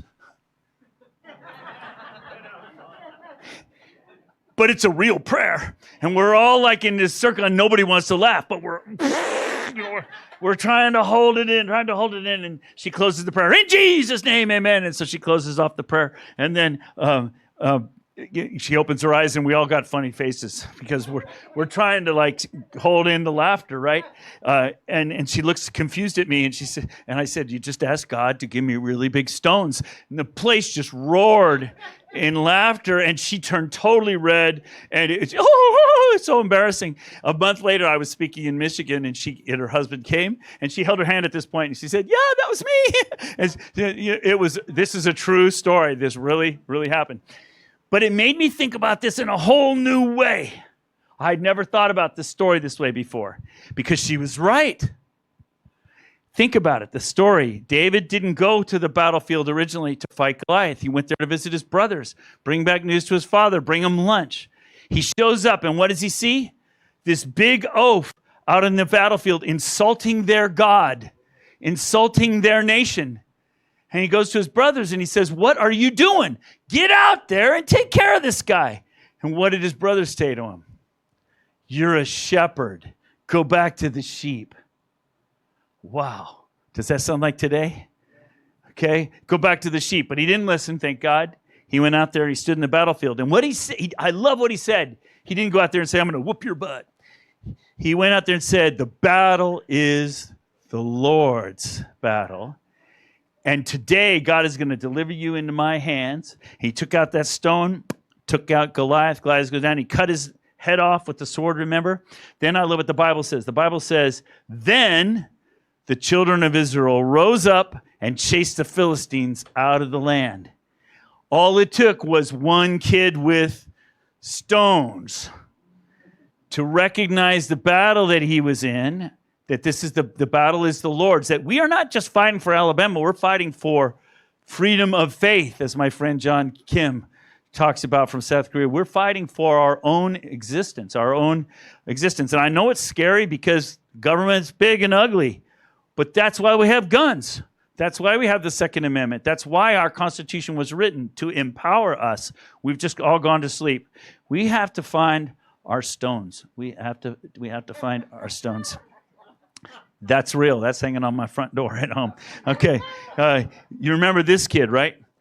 If we don't stand now If we don't get organized now, then it's going to hit us like a truck in November. If I told you Pearl Harbor was going to happen in December, 6 months ahead of time, what would you do? Would you get ready, or would you wait till it happened? You'd get ready. I'm telling you, it's coming. We got to get ready. So how about if I end there, and I thank you very much for your attention. I'll take your questions, or you can. Thank you. Thank you. Yeah. Real quick, I have a question. Just, and I do understand a little bit. And just so you know, yeah, I was running for lieutenant governor, and the corrupt Republicans kicked me off the ballot The corrupt Republicans kicked you off the ballot. And I was the only one talking about this issue. Did he just make my point? But it did put it in their face, and it is out there for everybody to see. A lot of people are upset about that. But what I was going to say is about the machines. I understand what you're saying about it's not all the machines. That's not the only problem. The churn that is coming from that centralized location. Yes. From Omaha, in our case, Omaha, Nebraska, Yes. ES&S or whatever. Yeah, they're still ES&S now, I guess. That churn, though, our clerks are not doing that within the computer system. The clerks are not doing that. So they're doing it. It's not even John Merrill doing it. Right. It's Eric, Omaha. ERIC. Yeah. Your state is paying somebody else to do this. Well, we got out of Eric. You're in AVID now, but only the last 2 years, and nothing's changed. But go ahead. So, and I'm going to share this because this is not a question, but this is because I already know the answer to right. But the Omaha ES&S, really, that company was started by Senator. Well, at the time he wasn't a senator, but Chuck Hagel, who created, an ES&S, a voting machine company. Right. Then he miraculously wins an election he was never supposed to win. Huh. Right? Imagine that. Yes. And then the guy that was in Venezuela, and I can't remember. The other guy, the Gustavo Reyes Zumita, the professor that taught the engineers how to create the vote flipping software in the machines or whatever, he goes to work for ES&S, the professor that created all this. And then in the early 2000s, it was at that time, State Representative Tom Feeney, a Republican, who had ran as running mate with Jeb Bush for governor when they lost in the 90s. He went to a guy named Clint Curtis to create vote flipping software so that they wouldn't lose any more elections in Florida. I know Clint personally. So what I'm getting at is that, and here in 2010 was 8 years of Bob Riley, Bush guy, and then also, of course, when Bentley came in, and then, of course, Kay friendly to China and all that. And we know here that, John Merrill has had in his life what appears to be his own little fang, clearly a Chinese agent. And so we're not surprised at what John Merrill's doing. But I just want to say this, that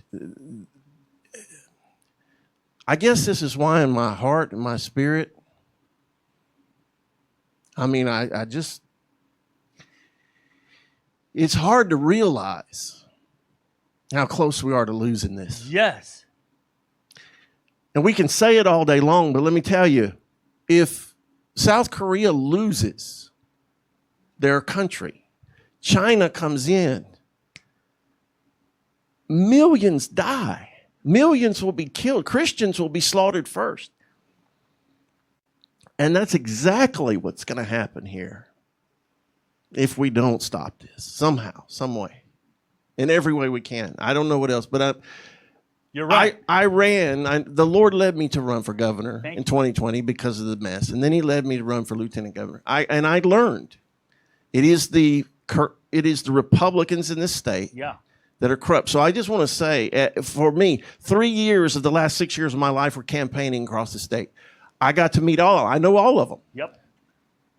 And they are corrupt, and they are evil, and they are sold out, and 99% of them are scumbags. And like he said, if we don't rise up, now it has to be like an uprising against them because they are in power. And like I said, the 267 they did, we did podcasts, we spoke against it, we fought against it, but most of the state was deceived into thinking that they were fixing the election problems. They have fixed nothing. Like you said, they made it worse. They made it worse. Here's the thing. A lot of people don't understand why Alabama is so important. Alabama is important for agriculture. We've got Space Force here. We've got NASA up there. We've got FBI headquarters. We've got FEMA. We've got all kind of aerospace. We've got ships building. If you were China, we have natural gas and oil we don't even drill for. If you were China and you were looking at access to the Gulf of America, what state would you want? I know if I'm a military leader in China, I'm going, Alabama. We need that state right there. Yeah. We can grow food. Yeah. We have a port. We have everything we need. So Alabama is key to this whole thing. And I think it's not because, there's only 5 million people here, maybe a little over. That's not it. It's they did a study, a survivability study years ago. And they put a circle of the place where the most survivable place in a disaster, in like World War III, whatever. The only state fully in that circle was Alabama. Because of our climate, our soil, our water. We are... Your people. You have great people here. We are a national resource, and they know it. That's why they want to put all the data centers here. But anyway, so I'm off my soapbox. I'm right behind you, and that was a great segue, and I've been thinking this since 2020 because I was sick in my spirit for 4 years. Okay. This right here? Yeah. Former vice chair of the Alabama Republican Party back in 2015. Oh my goodness! Pleasure to meet you, brother. Yes, we met before. I remember you. Yeah. But you were former vice chair of the Republican Party. So when you hear me criticizing the Republican Party, I was so. Am I far off? No, I was so disillusioned after the 2 years of being vice chair. I actually went away from it for like 10 years. I didn't make this up. But after the 2020 election, I was so sick in my spirit. I did not watch any news for 4 years. None of it. It was all fake. It is fake. Even Fox, even the couple of people. Fox is one of the worst. Well, even a couple of people on Fox that were trying to say what happened, they fired them all. Yes. Okay. Like Lou Dobbs. But I didn't watch it for 4 years. But I remember thinking to myself that eventually it's got to come to a head. It's got to be a revolution. You said another term, but it means the same thing. Yes. And the 2008, this election that's coming up in November is probably going to be it. The proverbial crap is probably going to finally hit the fan, but it needs to. Yeah, and you know what I mean? It needs to. And my question is to you this. This is my question, and I'll let someone else get in. Can you explain in more detail what you can say? Okay, I know you know a lot of things. What is the Trump administration planning on doing in more detail? I know you kind of skirted over that, but I want to know, what do you think is going to happen in detail? So I think, I do know some things. Like, for example, I knew Venezuela was going to happen before Venezuela happened, and there's a reason for that. And there's a reason why CSIA was cut, and there's a reason why USAID was cut. By the way, number one funder of AWEB in South Korea was USAID. And number two funder was the NEC, the corrupt election. And they're the number one exporter of election fraud in the world. And so he's been taking actions. You saw his speech a month ago, and that speech was important. I told people when they were all excited about the speech, I said, I was in Wisconsin that day. I gave my presentation, and I ended it at 8 o'clock so we could listen to the president's speech. And I prefaced it by saying, the president knows a lot more than we do. I know some things. He's already resigned himself to the fact that the states are not going to comply, even if they pass the SAVE Act. He's already resigned himself to the fact that there's going to be fraud. And so what he's doing is he's directing the conversation towards foreign interference. Because when there's foreign interference, he has executive authority to step in, declare a state of emergency. It's a state of war, essentially, when another country. Why do you think he mentioned China? And by the way, when he gave that speech, I did an interview with Huang Qiuan on, it's 14 hours difference there, so they're daytime when we were nighttime. He's parked outside of Seoul Stadium with a huge LED screen, and there are 50,000 people shouting, Dr. Frank, Dr. Frank. I did an interview with right after the president's speech, but what did he say? What is the White House saying? The White House is saying that there are threats to our databases. Remember, he mentioned that China has hacked our databases and China is involved. He raised 5 areas of concern: compromised election data, deep state suppression, cover-up. He even accused Obama of being a traitor a couple of days later in a press conference. In other words, he has all this evidence, and what is he doing? He's bringing it to light. You remember the burn bags he talked about. In other words, they have the hard evidence proving that the election fraud evidence has been suppressed. And that's why, like, Kash Patel's coming out and saying, yeah, and like last year, he showed the million ballot. That's just a tip of the iceberg. I know of more than that. Okay. And that's the way they're cheating our elections. And they're preparing. In fact, I went to the printing factory where they printed those ballots while I was in South Korea. And those were exported out of AWeb. I can go on and on. I'm trying to just set the stage for my answer so you understand the context of my answer. He's already resigned himself to the fact that we've already been so badly infiltrated that they're not going to have election reform before the election. So what's going to happen is he's going to then step in. Go ahead and read his executive order. He has the authority to freeze all the funds, freeze the processes, bring in the DOJ, all kinds of nasty things. I think that's what's going to happen, which is why I think he experienced with sending actual troops to ICE to do ICE aiding. Remember ICE? Remember when the National Guard, the states wouldn't let the National Guard come out? So if the states won't let the National Guard go out, then what if the president sends actual troops? Ooh, okay. You see where I'm going with this?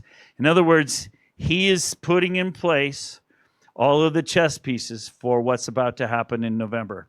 He has big enough stones, is what you're saying. Yeah, he is big enough stones. It's a good joke.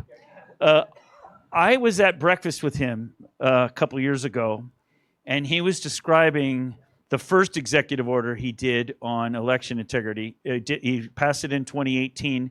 He established a committee to look into the Russia election fraud in 2016 thing that Hillary was complaining about. Notice, Hillary was complaining about election insecurity. This is not a Republican-Democrat issue.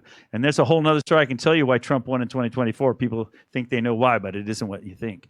But so he's putting in place all of the tools he's going to need to step in and intervene. But while I was having breakfast with him, it became clear to me, he already knows he's going to lose the midterm, big time. And I mean, it's close. The House is already teetering as it is. Remember, the first time he won, 2018, they impeached him. And they changed the seat, 40 seats in the House. This time it's just a few seats is all they need. You know the first agenda is going to be to impeach him.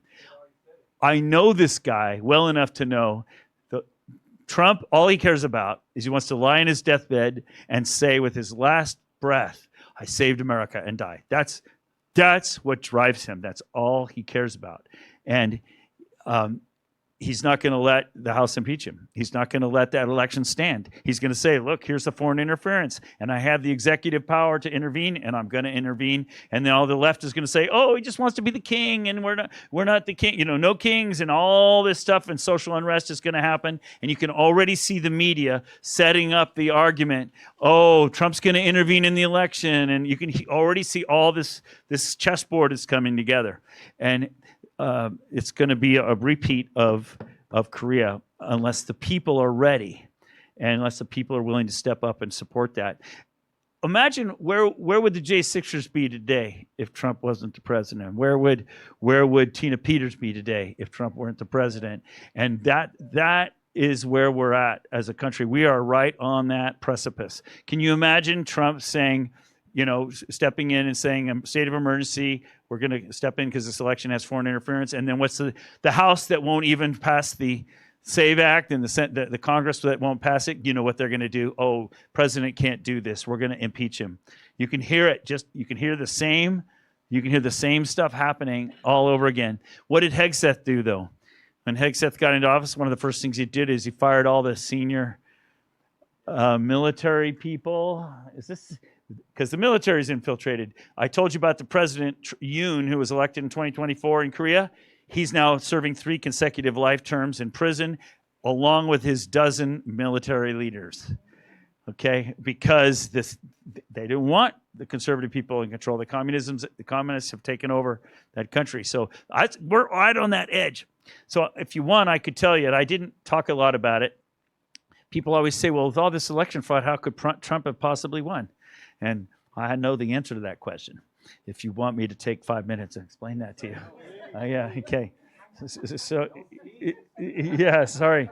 You just have to look at a graph, because I have graphs for everything.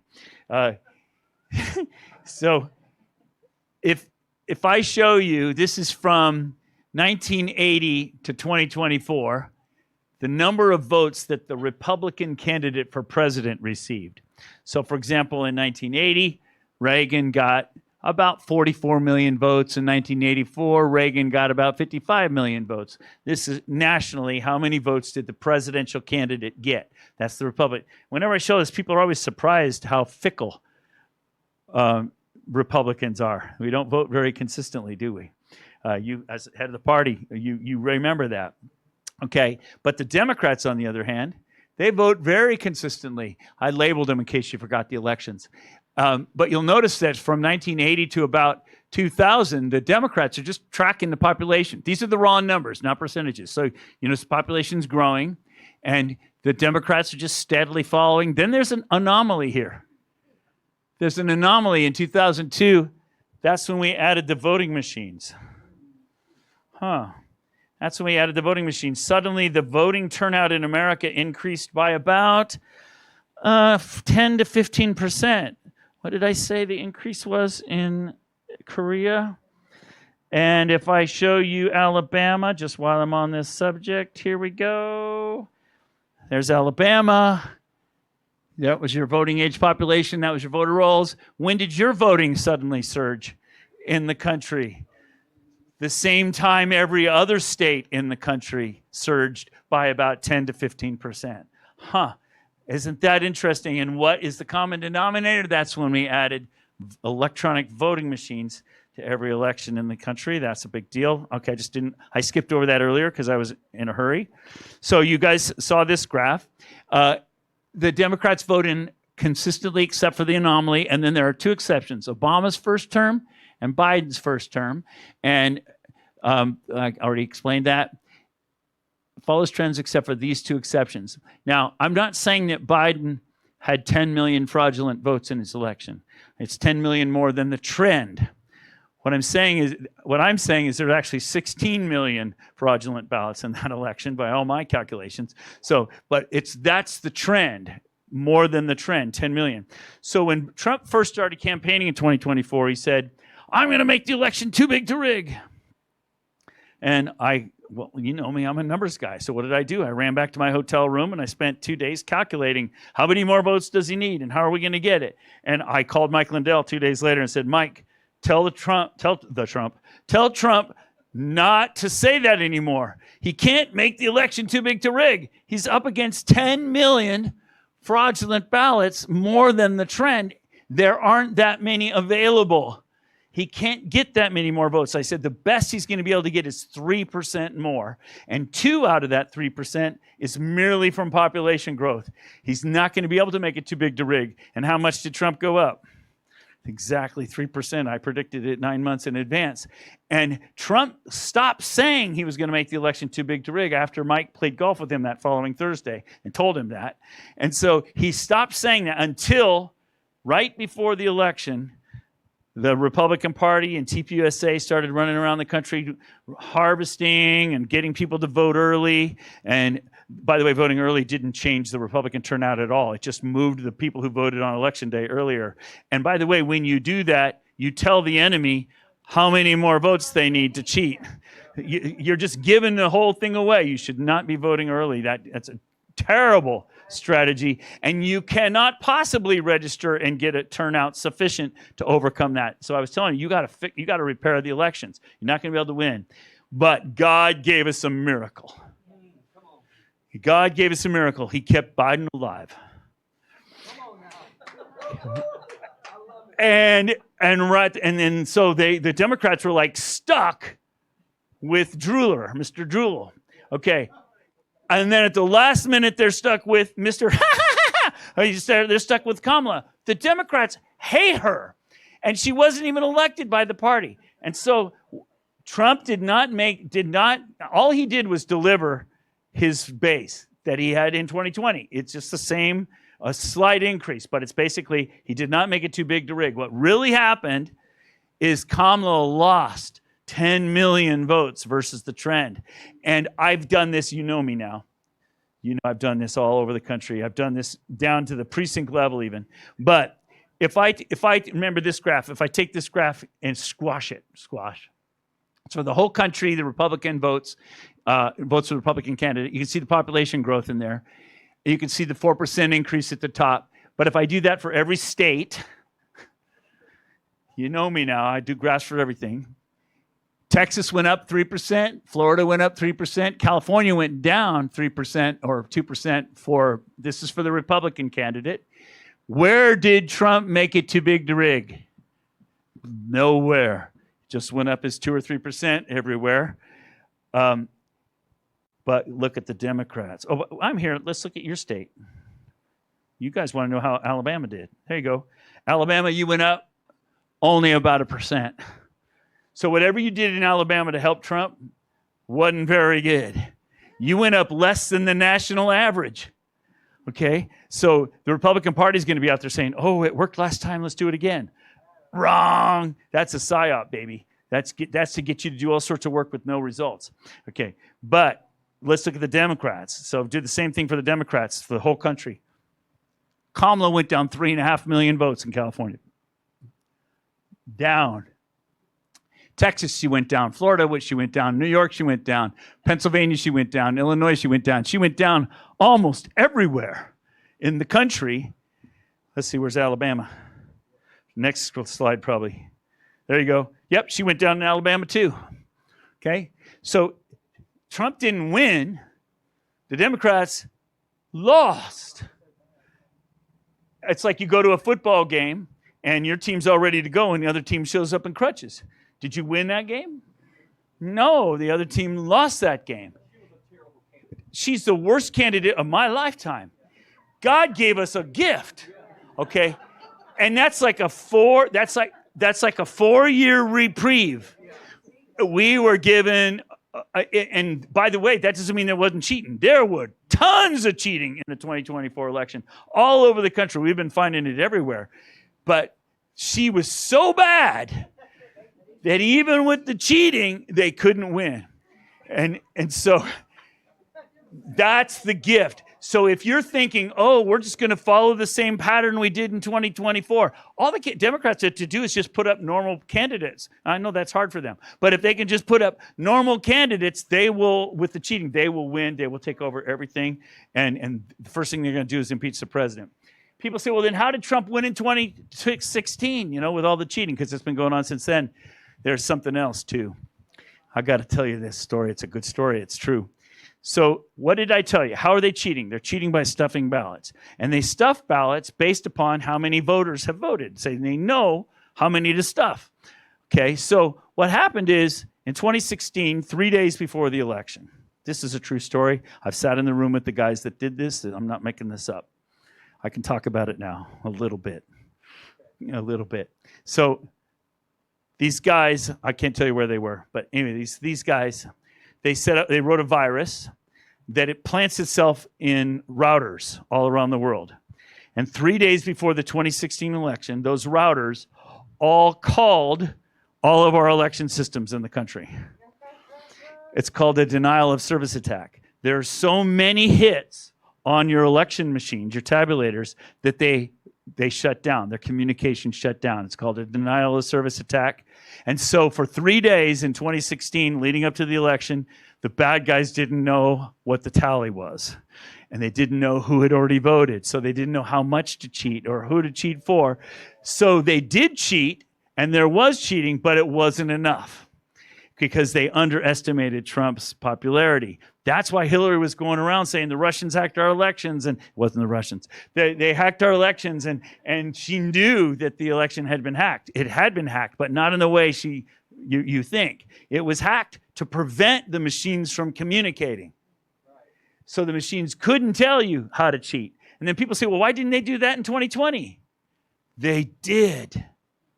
That's why the election shut down at 11 o'clock at night on election day, because that's how you stop a denial of service attack. You shut the machines down, you reset it, and what did they discover when they shut the machines down?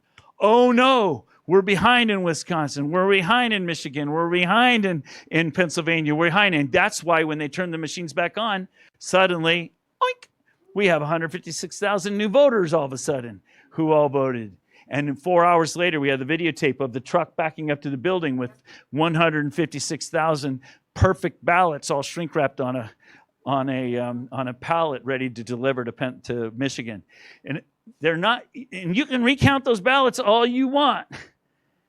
You can recount those 156,000 ballots all you want. You're going to get the same numbers. What you need to do is you need to know whose name was assigned to each one of those ballots. And then we're going to go knock on that door and prove that person isn't there, that person didn't vote. That's how we audit elections. But you notice nobody's talking about that. They focus on the machines. They focus on, we want to do an audit of the machines. Okay, well, fine. But if you do that, you're not going to get anywhere.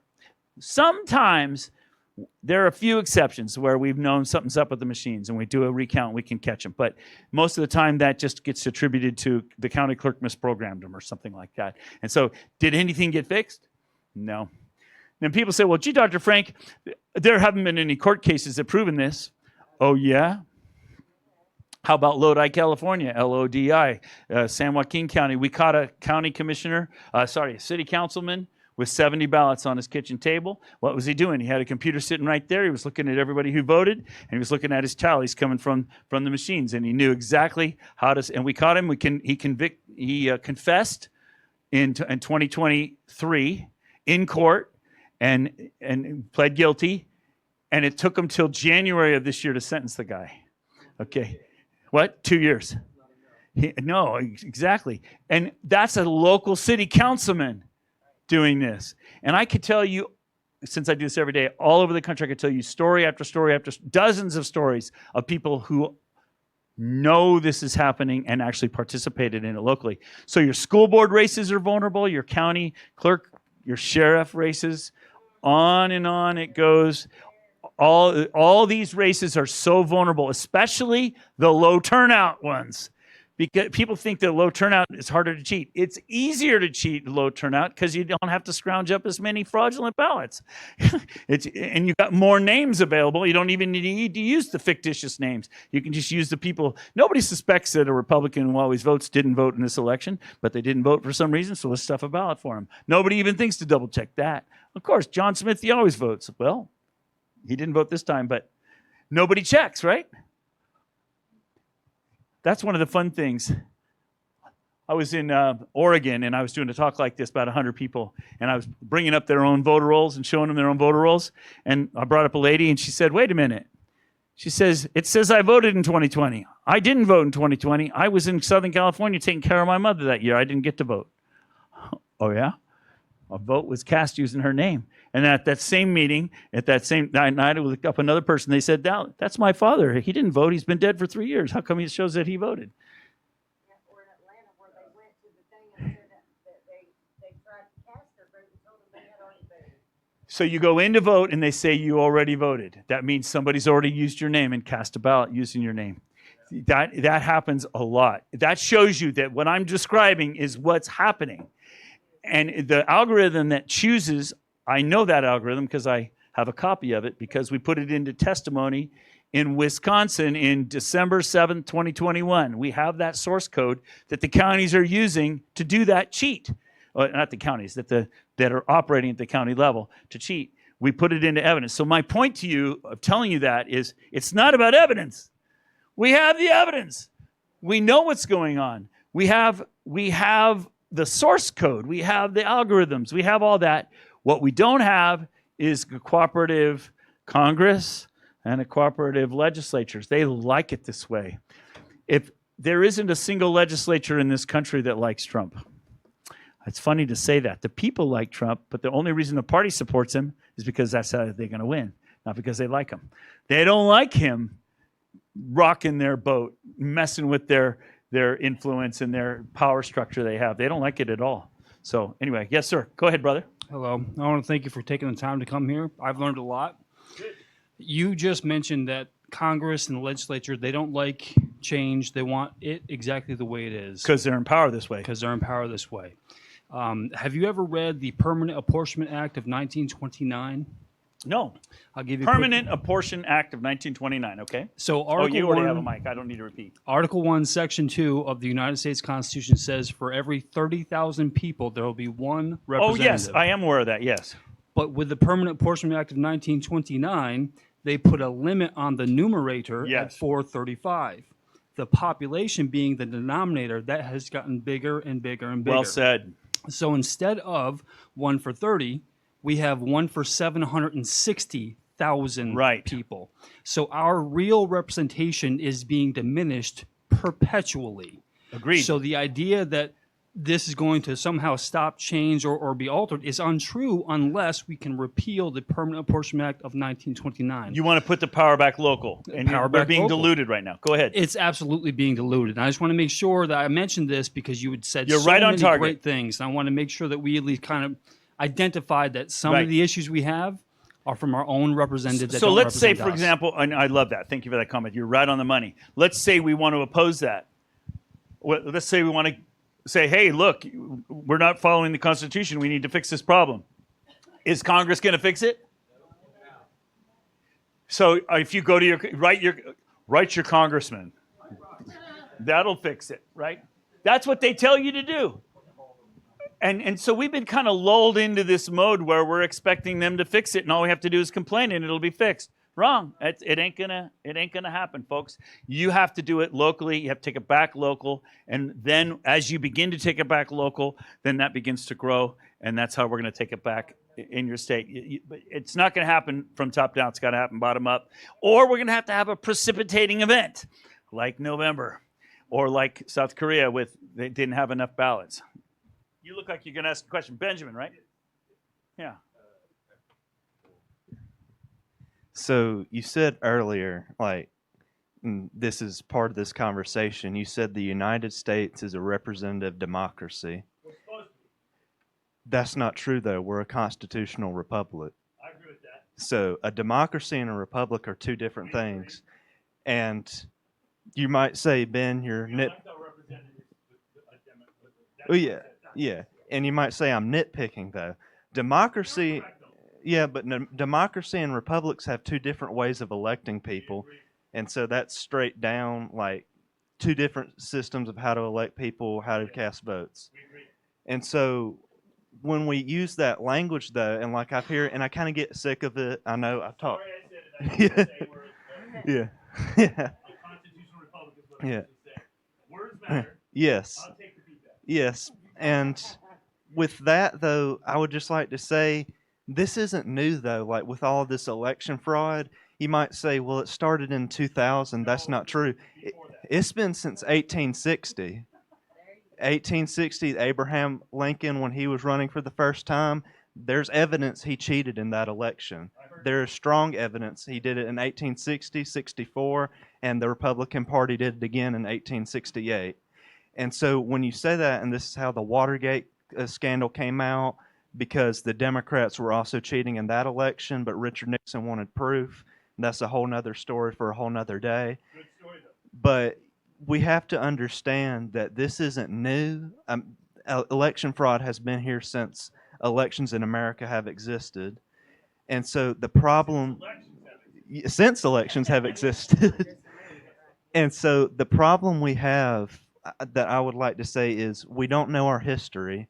And so if you don't know your history, you're doomed to repeat it. And so we are going to have more fraud. And even if Trump reverses all of this, we're going to just elect J.D. Vance, and J.D. Vance is going to screw this country over again because he's big buddies with the Palantir people that are trying to steal this country away from us. And so we need to start voting for actual conservatives, not Republicans, actual conservatives. Because this country, people don't understand. America isn't going to exist forever. We could be gone tomorrow. We could collapse tomorrow. We can collapse any day. And so we need to start taking this seriously. And that's the reason why we're in this situation, is because no one takes their duty seriously. We have no civic responsibility whatsoever. One of my favorite, great comments. One of my favorite people is Chrisanne Hall. She lives in Florida. She's a constitutional scholar. Some of you may know who she is. And she wrote a book called Sovereign Duty. And she said, we wrote our Constitution because we didn't want to have kings anymore. We wanted to be we the people. We want to be the government. We the people. But we've forgotten that we're the kings. We're the sovereigns. If you're the king, you have responsibilities. You have duties.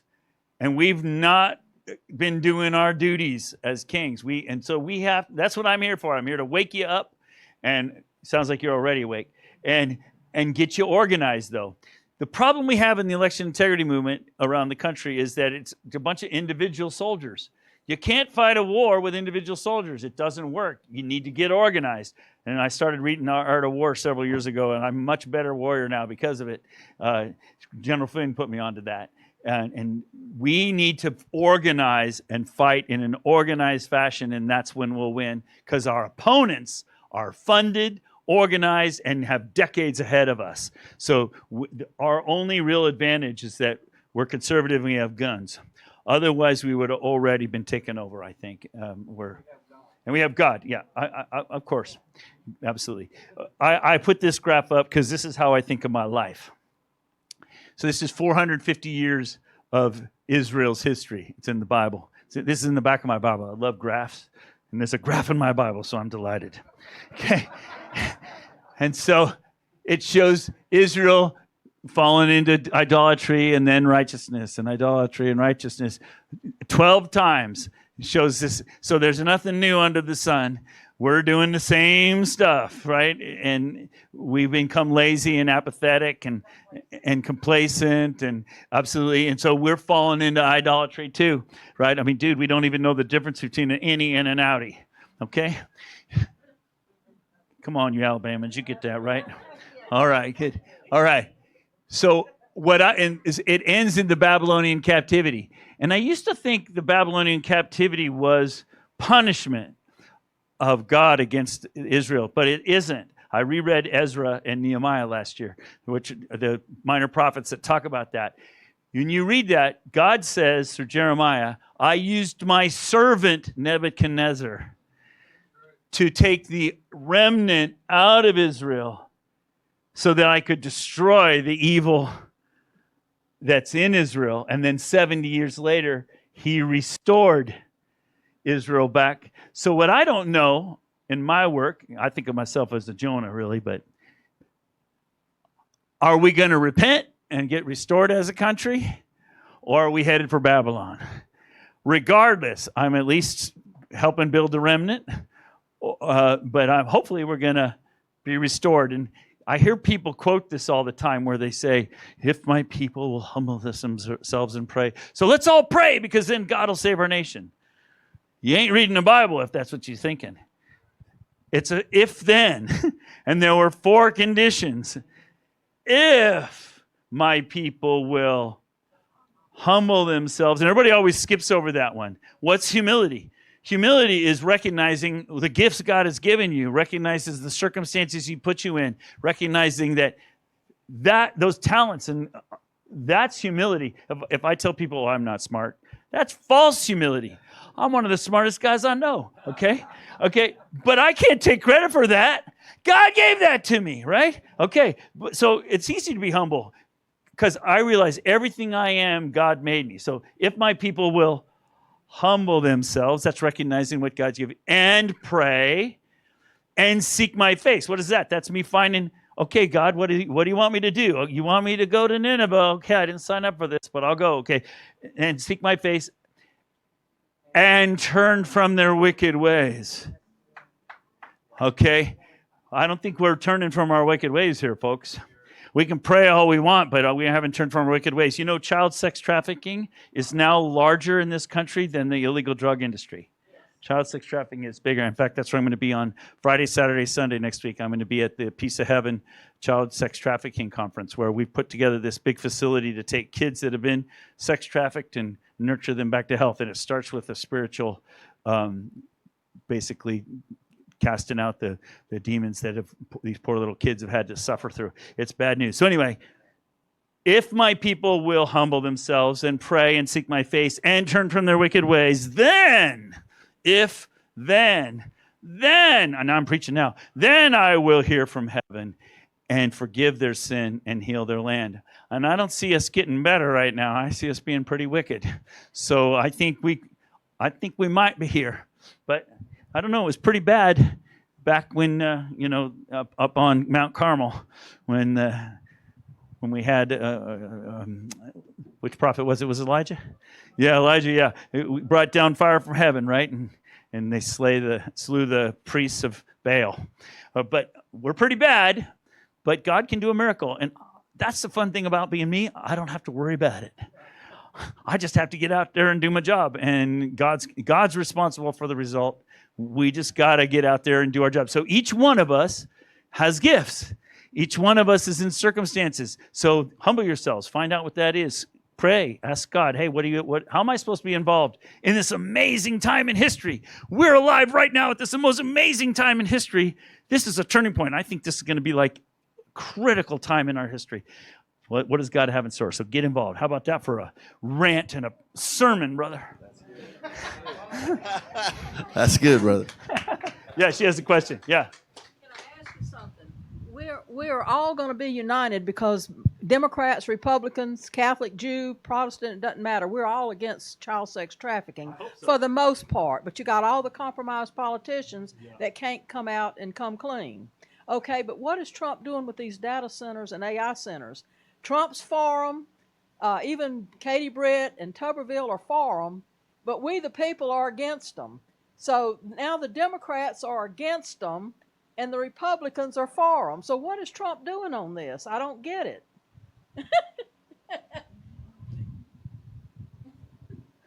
I'm number 297 on the internet. I've been on the internet my whole life, since high school, and building computers and writing computer programs, and I taught artificial intelligence programming classes for years.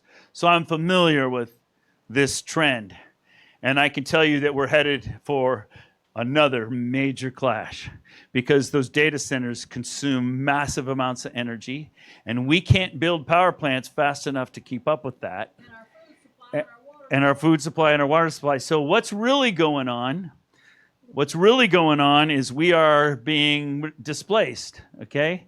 I was driving through North Dakota on a trip like this, and beautiful farm field after beautiful farm field, and suddenly all the fields were fallow, and I didn't know what was going on. So I asked my driver, I said, is this like an experiment? Is there some university, or do you like rotate your fields out every 7 years or something like that? And he said, oh, no, Dr. Frank, these are the Microsoft lands. They're buying up all the land, farmland, and not growing anything on it. They're reducing the food supply, okay? If you can control the food supply and you can control the power and you can control the water, then who's in control? And, it's just like every day we are being put in a situation where there can be central control of our lives. And I think the data centers are going to contribute to that. I'm not opposed to just data centers anyway. I'm a computer guy. You saw that. I love high tech. I love all that stuff. But I will tell you that AI is not necessarily a good thing for our children because they're learning to not think critically. They get their answers by what AI tells them to think, and that's not a good thing. We get our Delta 4,500 acres on solar farms, and you get... Who get? Where are solar panels made? Now do you understand why you have solar panels? That's basically us funding our own demise. Same way with Islam. So the data center thing, I'm not opposed to it in principle as long as the data centers provide their own power. And they can't use the rivers to cool themselves down because you ruin the river environment by warming the water. I think what you got to have is, and we already have the technology. I'm a physicist. I've been doing this for most 40 years of my life. We already have the technology to provide the power with these modular nuclear reactors. They're perfectly safe. They can't go meltdown. They're perfectly safe. But if I was going to have a data center in my community, I'd say, okay, fine, but you have to provide your own power with a little nuclear reactor. And then that way, because otherwise it's going to be your air conditioning versus that power center, that data center. You're already getting browning out? I mean, like, we fund all the research for Alabama Power, and then Alabama Power changes their pricing, and it's like, where is our ROI on that? Right. We're the ones who funded it, we're the ones who done it, and then now you're going to tell us that we can't use our own service because we won't. You just described pharmaceuticals exactly. Because we paid for it, and we pay the highest price for them, and then we sell them at discounts to other countries, except Trump just fixed that. I'm telling you, that guy has stones. Okay, and I don't like everything he does. I don't like him, grabbing ladies in private parts, and I don't think he's always the classiest guy. But dude, that guy has stones, and he is fighting for America. He wants, he wants what's best for us. That's what's driving him. That's my kind of narcissism right there. He wants America to succeed. That's his driving force.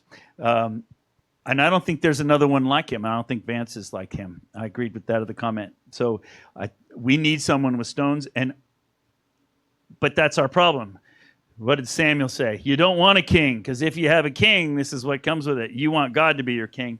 And I'm good with God being our king, but the people being the government. As long as we're looking to somebody else to be our savior, we're in trouble. It's got to be us. That's what we're doing here. How about that for a long answer to your data centers? Yeah, okay. People in Korea are saying to me, Dr. Frank, how come Trump isn't stepping in? And, he's busy in Iran and just did Venezuela. I thought that was pretty good. So everybody thinks that he can fix everything. The swamp is deep. Some things are strategic.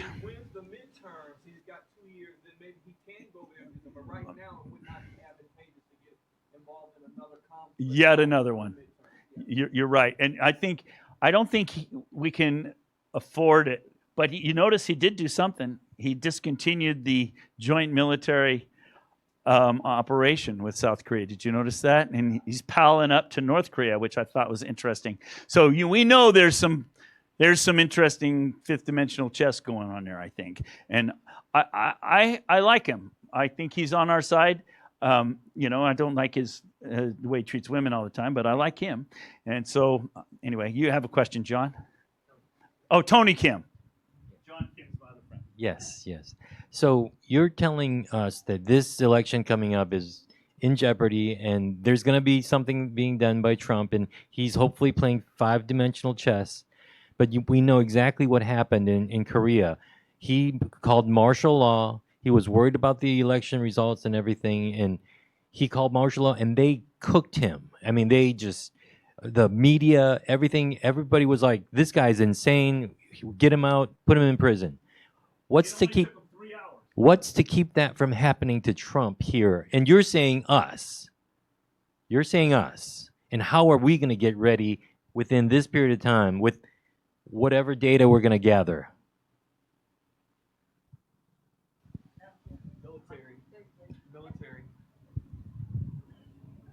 I agree. That's why he experimented with the military. And that's why he purged all the bad military generals. He's going to declare a state of emergency. And that's why I said it's the same thing.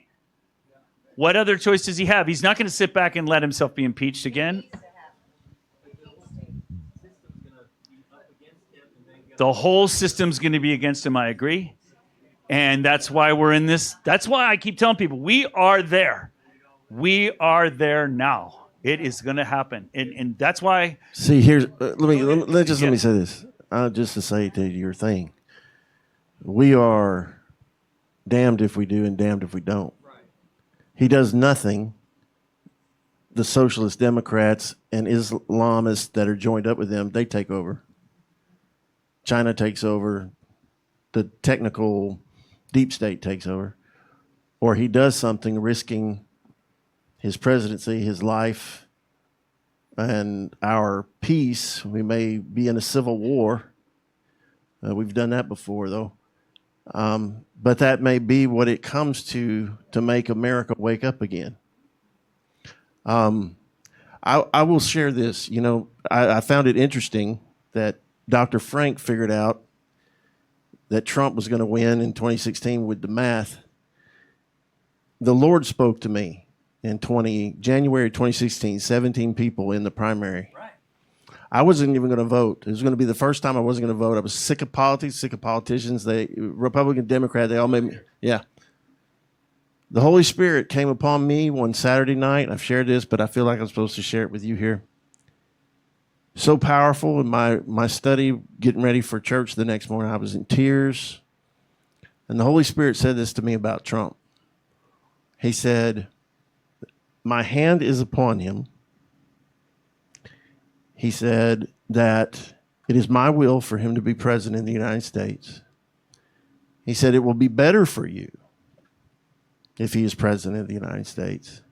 But it will not happen unless we vote for him and pray for him. And the Lord said, I will turn his heart toward me.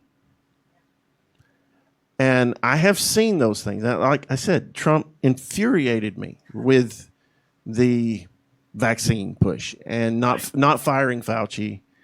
I thank God for what he did with hydroxychloroquine and saving a lot of lives through that. But still, you know, he made a lot of people mad with that. Yes, he did. And whether we should have gone into Iran or not, who knows?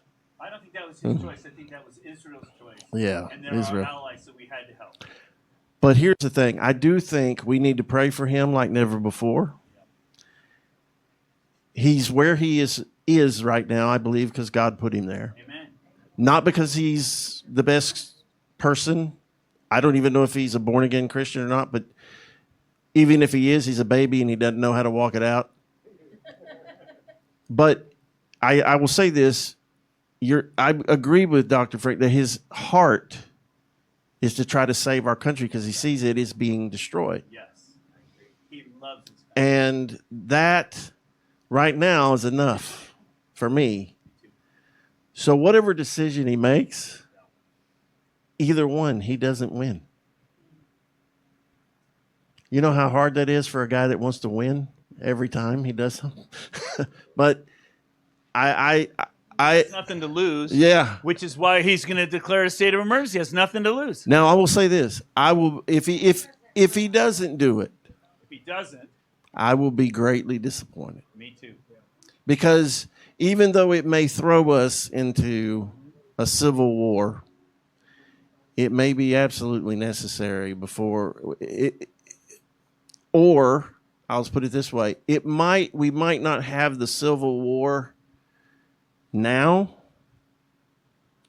but we will have to fight the communists and the Islamists in the days ahead because they will take over. I tell people we have to fight the First Amendment war now. Yes. Otherwise, we're going to have to fight the Second Amendment war then, and that's why we have to do what we're doing. Yeah. I'm glad. That's cool. I never heard somebody that also predicted Trump that far ahead like that. That's good. The media is going to be totally against us. Everybody's going to be totally against us, so we're the remnant. Now, Chrisanne Hall said in an interview I did with her recently that historical studies have shown that if we can get 3% of the people awake and engaged, that we can have a nonviolent revolution. Okay, and so I think that's what we need, a nonviolent revolution. But if that doesn't happen, then I think we're going to end up in the violent revolution. But anyway, go ahead. No, I agree. I hope we can. I think you and I see eye on a lot I of hope we stuff. can wake up a lot of people. Yeah. And the nice thing is, I mean, I know what I'm saying sounds scary, but I think it's the truth. It's my best interpretation of what's happening right now. And by the way, I'm a scientist, so if I'm wrong, I'm happy to be wrong, because that just means I'm going to learn something. But I'm going to be right on this one, I think. And we're headed for that crisis. I have more graphs where I can show you that I've already predicted the midterms. We're in trouble. We're going to lose the midterms, and that's going to basically empower the Congress to impeach him. So all this stuff is setting up perfectly. It's perfect timing. Yep. Yes, ma'am. Even if he got the SAVE Act passed. Even if he got the SAVE Act passed. There's too many fraudulent primaries that's taken place that they're already taking place. Already. Her point, and just to repeat it for the microphone, is that she said even if he gets the SAVE Act passed, all the corrupt primaries have already happened. And so primaries are basically determining what's going to happen in November anyway. And just because there are Republicans that get elected doesn't even mean anything necessarily, right? That's what I've shown you. The labels don't mean a lot to me anymore.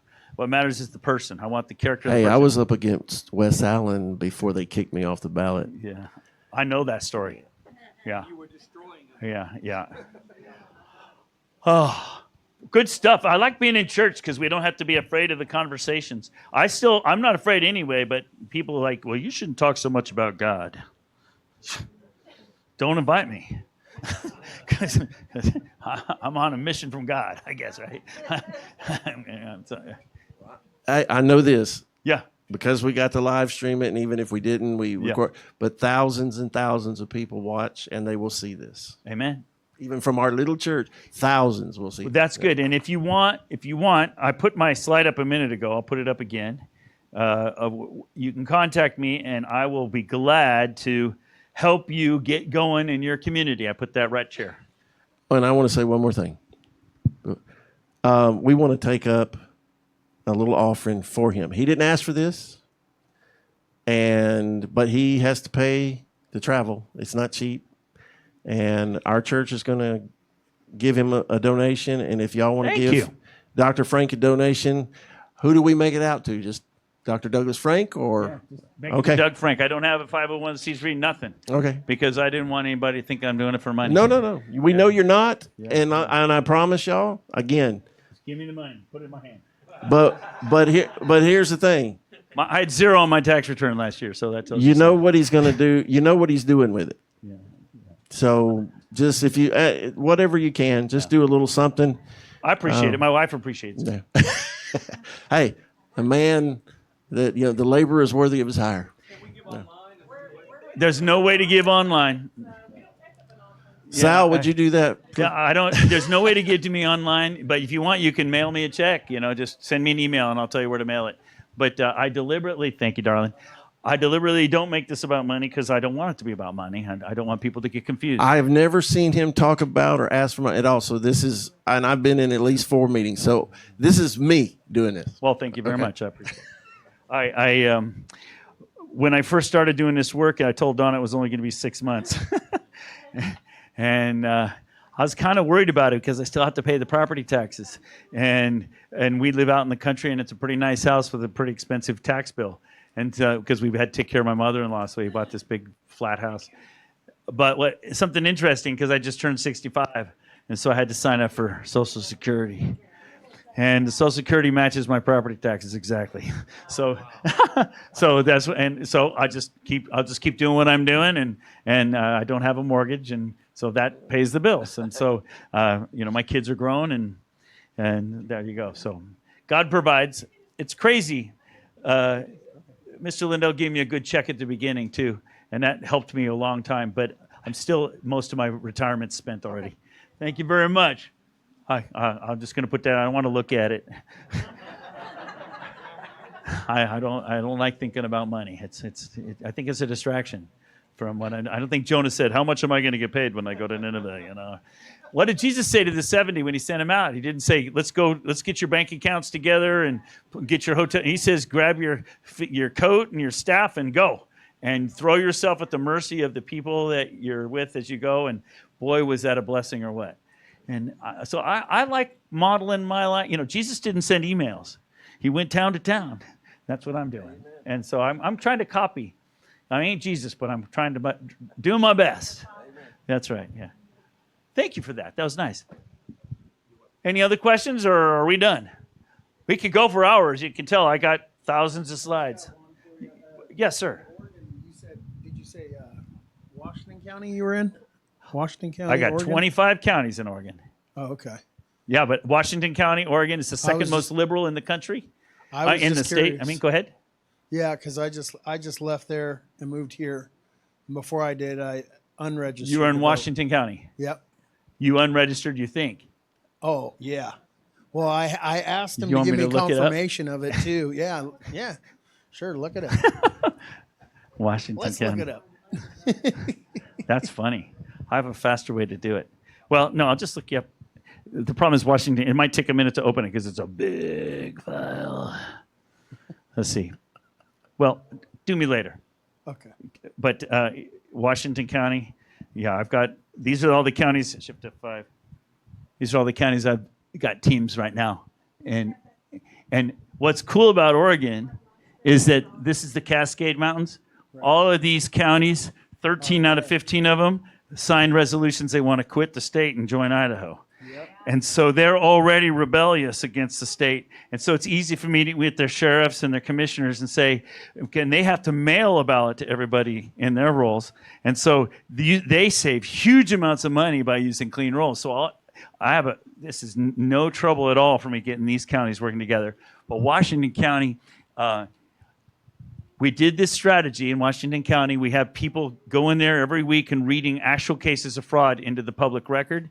Finally, maybe you don't know about this, Wayne. About a month ago, the commissioners called me and said, a year ago you came here and said what was going to happen. We didn't believe you.